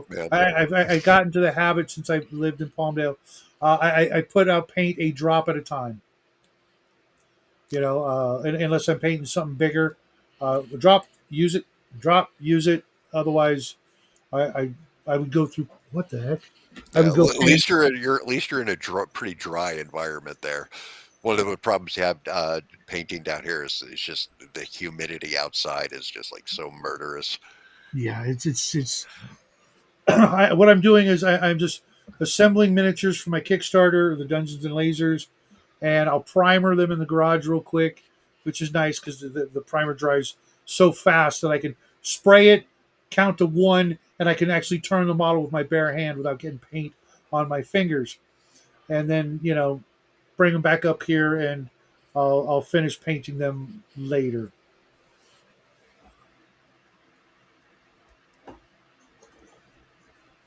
Hmm. I think I need to get a new can of black paint though. Huh, that's weird. I just noticed two minis I painted separate times. One is smooth and shiny, and the other one's kind of chalky. That's not a good Oh, it's sign. not dry and even. Or I didn't shake it enough, or Uh, something. I don't know. That's not good. I don't like that. But because of the texture, it won't be that how noticeable. long do you usually shake up primer cans? A minute. Yeah, that's about what I do. I was reading one of the cans. It was saying to do it for 10 minutes. Like, damn, my freaking wrist would be dislocated. Minute seems to I be fine.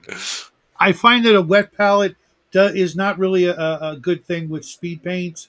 Other stuff, no problem. I've got a homemade one here, but with the speed paints, it changes the formula a little because it does suck in some moisture that isn't necessarily you know helpful.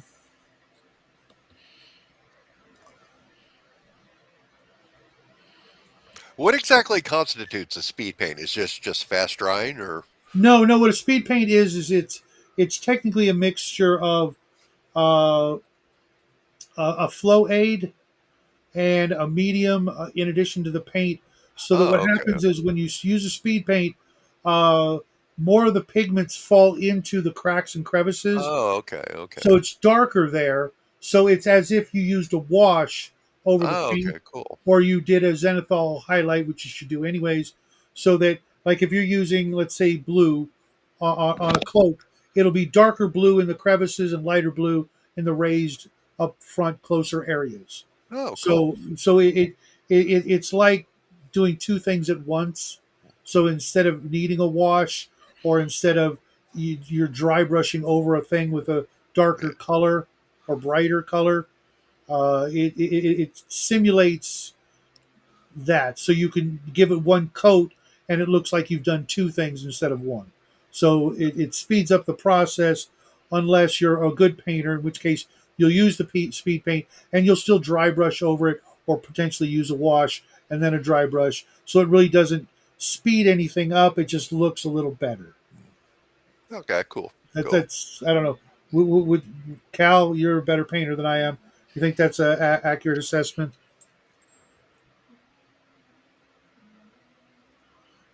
Of course he is, Cal. Cal's in my Sunday game, as is Off Grid, and Omenau's in that game, and so is Armstrong from Mad Eye Miniatures. Yes, never trust druids. They're freaky, weird guys. Yeah, yeah. Cal's a one man army. I swear to God, he just he can do it all. I mean, other than like opening locks and stuff, he's pretty much got it down.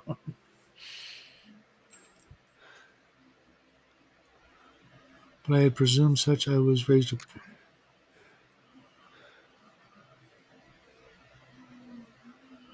Yeah, characters, if they don't, they end up either becoming their worst selves, or obviously they can get to a point where they can't be killed, which is dumb, because they were born mortal, they should die mortal, or on the one time, like each player. I don't know how you feel about this, but I think every player should get one character that gets to divine ascend. That's it. If you earn it fair and square, cool. But it's never going to happen again. Because if I every one actually of have your a system for that where you can elevate yourself to godhood in the Codex Arcana there by getting enough people to worship you. that's kind of the formula, wasn't it? You had to get your stats up real crazy high. You had to have followers, and you had to do some crazy stuff that will live on, as testament to why you were elevated.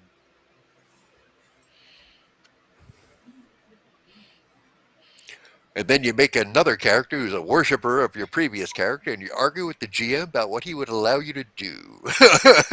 Because you've earned the right. It's been evil here, Grandma. Yeah, it's so hot. Oh, you do use the pigment, flow aid, and a medium all combined. Yeah, that's.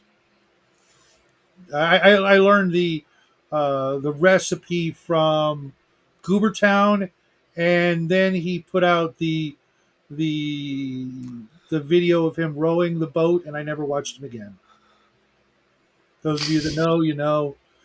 He went on a virtue signaling trip in his own back lake or something, and I'm like, done. Don't need that crap.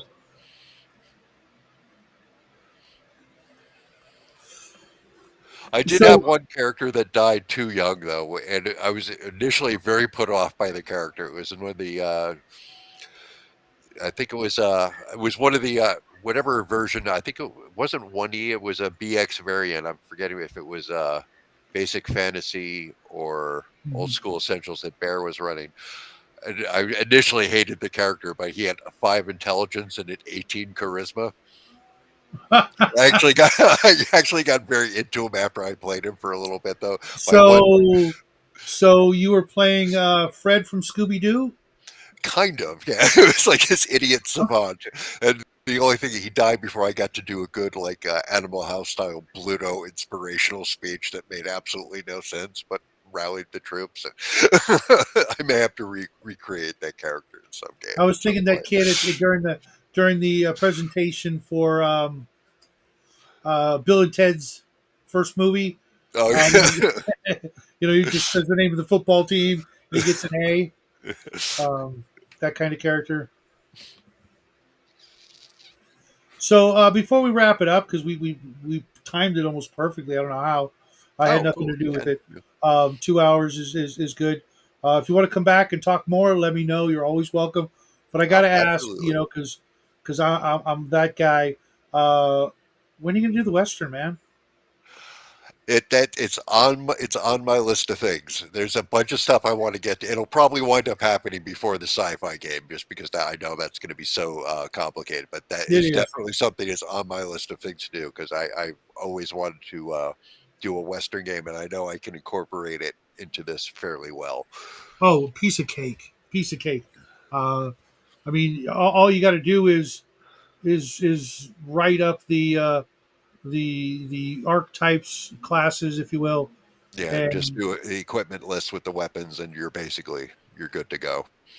hmm Yeah, but yeah, I've been because because I remember playing Boot Hill a bunch oh, me too, early on me when I too. first started gaming, and that was always fun. I got to tell you though, I have read and reviewed almost every single Western game, and it's gonna be you're gonna be hard pressed to beat what the Red Room did with Wretched Country.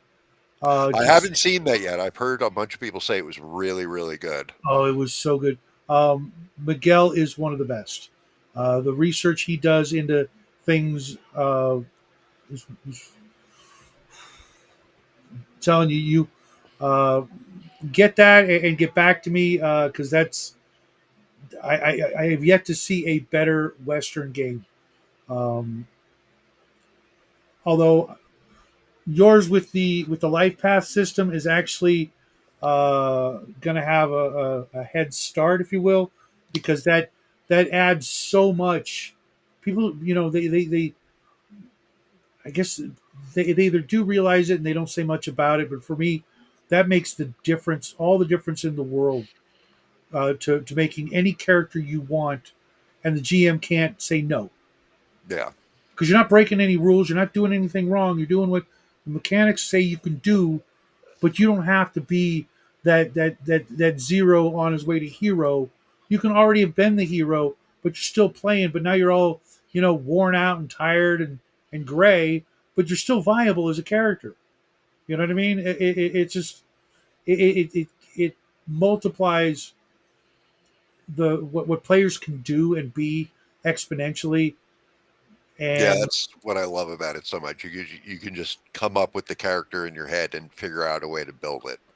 and it's not like you're taking anything away from the GM's intentions, what he Yeah, plans on the adventure to be. It doesn't matter because you're not going after XP. You're not going after that kind of power in that way that all the level up games, instill. You're just playing, and that's the way it should have been from the beginning. People, would have less derogatory things to say about the origins of the hobby if it was more about what you do and not what you become, yeah, in numbers and on your sheet. It's better to have a great story than to go look at all my high numbers. That doesn't mean a damn thing to me. You yeah. know, That's one of the reasons I gravitated toward it. And when I first discovered Traveler, I was like blown away take by care, the system. Grandma. Like, We'll oh, see you this weekend. this is like so much better than because you can just concentrate on the game and what's going on in the game and the and, scenario as and being opposed the to character instead of constantly chasing numbers yeah, and feats and XP and levels, etc. This is it. You're done. You're done doing all that. This is your character. This is who he is. What's he going to do? How's he going to act? How's he going to behave? As opposed to what does the player want? Well, the player should just want to be that guy for the little time that you get with your pals. You're this guy now. You're not the other guy that came in the door. You're now this other guy that's sitting up, bellying up to the table. You're this guy. Be that guy. yeah, especially with like Pathfinder, I think is like almost like the diametrically opposed approach because it's almost like playing the game is incidental. It's almost entirely about building the character, hmm or at least that's the way it comes off to me. I mean, maybe it's different for other Yes, it people, did but to me as well. And how you could, build your character wrong. You can't. Unless you make somebody who's an asshole, and you play him as an asshole, and you take that home with you. But otherwise, you make up a character, and if he is a jerk, you stop being the jerk when the game's over. That's just that guy. Maybe today you feel like being a jerk. You know, you feel like playing a jerk, but you're not a jerk. I hope, right? Um, it's just a superior way to build and create characters, and then just play. Yeah, exactly. 'Cause that was my experience when I tried Pathfinder. Is like this is just. It was almost like building cars in Car Wars. It was like the game was just kind of to test it. Mhm. The cool thing you made. It's And funny you it's like, mentioned that. I came across a game called Trailmaker, I think, where it's like Minecraft, but instead you just build vehicles and then kill each other with them and stuff. It looked kind of fun. Um, well, I'll get back to you on that one for you Minecraft fans. It reminded me of the old game Terra Tech. If anybody remembers it. that sounds familiar. I can't pin it down to anything though. Was this a was that one of the Steve Jackson games? One of those like pocket games? No, no, no, no. It's a video game. Oh, okay, okay. That's why it says like Minecraft. But I do have almost all the pocket games. I miss those. Yeah, Those are. those were awesome. Like Ogre and GEB. Those are great I've got games. them I all. love You name it, those. I've got it. Oh, Um, very cool. Very Titan, cool. Sticks and Stones, Warp War, Trailblazer, and not just the Steve Jackson or the micro games, but the TSR, the Avalon Hill, the Task Force games, Heritage games, all of them. Finding someone to play, never going to happen. Yeah, that's the other thing about it. My That's why. brother and I play Panzer Blitz once in a while when I go down to visit him. That's why I got to open up a shop so I can just say, "This is what we're playing today. If you come in the store, we're playing this." You know. Yeah, I've been like playing with the idea of try because I keep looking on eBay looking for a cheap version. You remember a Dawn Patrol? I loved Dawn Patrol, and I want to Um, justify buying this game to myself, but it's like I'm never going to get to play it with anybody. But I just kind of want to own it you again. mean this one? Oh yes, love that game so This was much. a this was a this last year I've been given a copy of Dawn Patrol, a copy of Thieves World, a copy of OSC, which I did not like, and something else. I've been really, really blessed this year. Dawn Patrol, I read it. Yeah, I don't think I'll ever be playing this one either. Thieves World, though, that that I will use. I've never played Thieves World. That was always one of those games I always saw, and No, I well, never picked Thieves it up World is, though. is it's a setting, but it has all the conversions for all the characters in the novels. The Lynn Aspirin or whoever, all that group that got together and created this Yeah. this shared world. But believe it or not, it covers like AD&D, Chaosium's, whatever their role playing game was, uh, all the games of the time, right? And it converts the characters to those rules. Guess what game it also includes? Traveler. Oh, oh, really? Your traveler characters could land on the World of Thieves world, and it's just a primitive backwater world that has this weird psychic stuff going on that's magic. And so your magic skill was level 1 to 5. Gosh, doesn't that Oh, sound a neat. little familiar? Oh, that's neat. It really was. I got such a kick out of that because they really thought, hey, you know what? Let's do it. If we're gonna make a supplement that caters to a whole bunch of people who like this story, but we're not sure what game they play. Let's just take the most. I think even Call of Cthulhu or Stormbringer, or there was just a bunch of games, and it converted all the NPCs, to the game stats, so you could, you know, bump into these famous characters, which were kind of cool. There were some good stories. I only made it through the third book, and they went up to like 16 books, and Yeah, they put out a lot of them. I remember I read a couple. I remember there's a bunch of. Speaking of people who I can no longer separate the art from the artist, Marion Zimmer Bradley, after stuff came out about her. when I got my start at the Unicorn's Lair, there was this woman there named Anne. She was the biggest Darkover fan ever. Okay, and ran me through some dark overworld games. If you know anything about those stories, it was okay. But mind you, this was way before any of the news broke, Yeah, and I can only imagine how heartbroken she must have been yeah. when she found out her idol was a piece of shit. Mm. Yeah. And it was weird. So many people refused to say anything about that. That Yeah. was that was very very disappointing. That so many people Well, felt like they had to like brush that aside or cover up for that. That there's a handful of really famous authors who are really awful human beings, mm, and a certain group of writers, a certain guild, if you will, seems to be perfectly okay with all of that. yeah, So that's don't get too famous, Doc. no. Rub elbows with those scumbags. I know you'd be fine, but just having to be in the same room, Yeah, I'm not terribly over concerned about being hideously famous. I'll deal with that if and when that happens.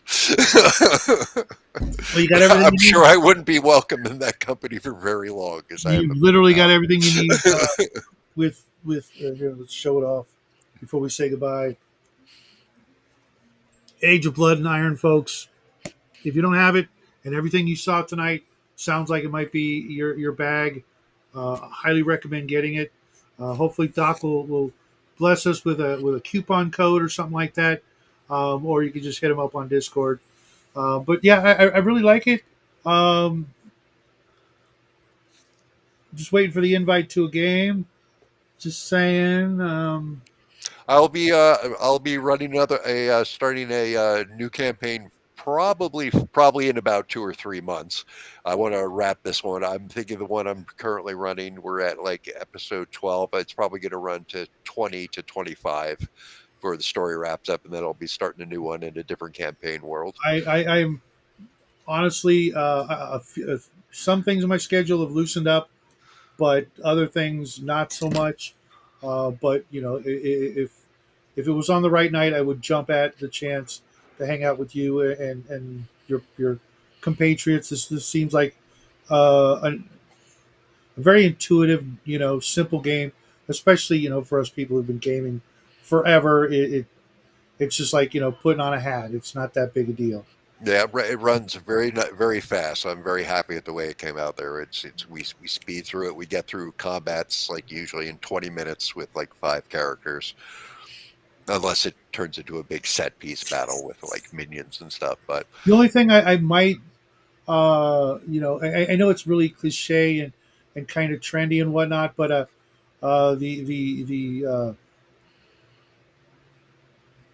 the like what do they call them? The adventurers backpacks. That would be the only thing I could think of to speed things up. Maybe what make I know you get your starting equipment, which is fine, but everybody's going to get some starting money also, and mhm. then they're going to want to go buy those starting, the backpack, the rope, the hook, Oh, those make a little, packages of those somewhere so that that's you can. actually not a bad idea. In fact, let me add that to my possible stuff to add in the companion, which will eventually Because if you wind up think about happening. it, the game is already so quick to get your character on the table. You can literally take more time spending your money than you can making your character, and Yeah, that definitely. really, well, part of me loves that because I want to individually get all the little things that I think I'm going to need, but at the same time, if you want to get your game up and running as fast as possible, there's nothing that cuts time up, cuts time, wasted time like that. Oh, cool. I'm adding that starting gear kits. Good idea. Hmm. And yes, Excellent. if you can make some cons, do it when I do ShadowCon, probably in 26, 27. I expect you to bring whatever you're working on there. Hey, what's up, Janet? You know, Long time. I have never been to one. That's something I very much want to do. Really? Yeah, I've Oh my never God. actually managed to go. Uh, you know, uh, they're a lot of fun, obviously, but it's like it's like arriving in Mecca. You know, it's kind of a quasi religious experience when you walk into a room filled with people like us that are all ready to have some good old fashioned good clean fun with a bunch of like minded guys and gals. Yeah, Who it just sounds like wanna, a huge blast. I was hoping to get to Dungeon Minister's Clericon this year. Unfortunately, I couldn't swing the time off yeah. because my I work for subhuman bastards. But For me, it's flying. I don't I hate it. I've never done it. I would like to make it through this life without having to do it. oh, you've never flown? Nope. Nope. Don't start now. Right. Air travel has gotten worse and worse and worse and And worse it over the years. and I know there's nothing there's nothing to be afraid of except the one thing, and that's if you actually you roll snake eyes and it's your time to die on an airplane. I don't want to go that way. It's there's so many ways to go and leave this world. I'm gonna make sure it's not that, Yeah, because the whole idea of it's going to happen. You got five yeah. minutes, and what's coming, and there's dick all you can do about it. Except scream and be pissed off. I don't want to go through that. I just want to have an aneurysm and drop. Mind Oh, that plus. what death I heard about that really horrified me, and I just couldn't stop thinking about it. It was a pilot in World War II who saw somebody. I saw a B-17 get basically cut in half in the air, and the guy jumped out. He didn't have his parachute on. He like grabbed it and jumped out, thinking he'd put it on, and but the wind force was so much it just yanked it out of his hands. It's like you got to take that whole ride down knowing you screwed up. That's a while to think about it. Like At 20,000 that point, feet up. at that point there's only one thing you can do is pretend you're diving into water and go head first. That I was just as soon as I heard that story, it's like, oh my god, I wasn't able to stop thinking about that. I was like, oh, that would be so awful. That would be so no, and just like as it came to you, damn, I did something dumb. I didn't take the 2 damn seconds to strap it on first. What's up, George? Just in time to watch us say adios, everybody. You guys have a great weekend. Doc, best of luck to you. You got a great You too. product here. Yeah, thank you so much for having me back. My pleasure. My pleasure. And I will invite you back with the very next thing that you put out. And of course, anytime you just want to hang out, you know where we are Absolutely, man. on Thursdays and Fridays. Uh, everybody in the chat there, thanks for showing up and hanging out. Uh, Nice to see all you guys come out and show Doc some support for his great project, because I really think this one is of all the games I've seen this year, this one is the one I think it's going to make like the most money. Just put it to you that way. I will It's not object to taking anyone's money. well, I mean from besides the people who and I know, etc. I mean, complete strangers are going to start handing you their money, through Amazon, etc. I think if you compare it to any of the other independents out there, you Yeah, know, I'm really proud of the way it came out.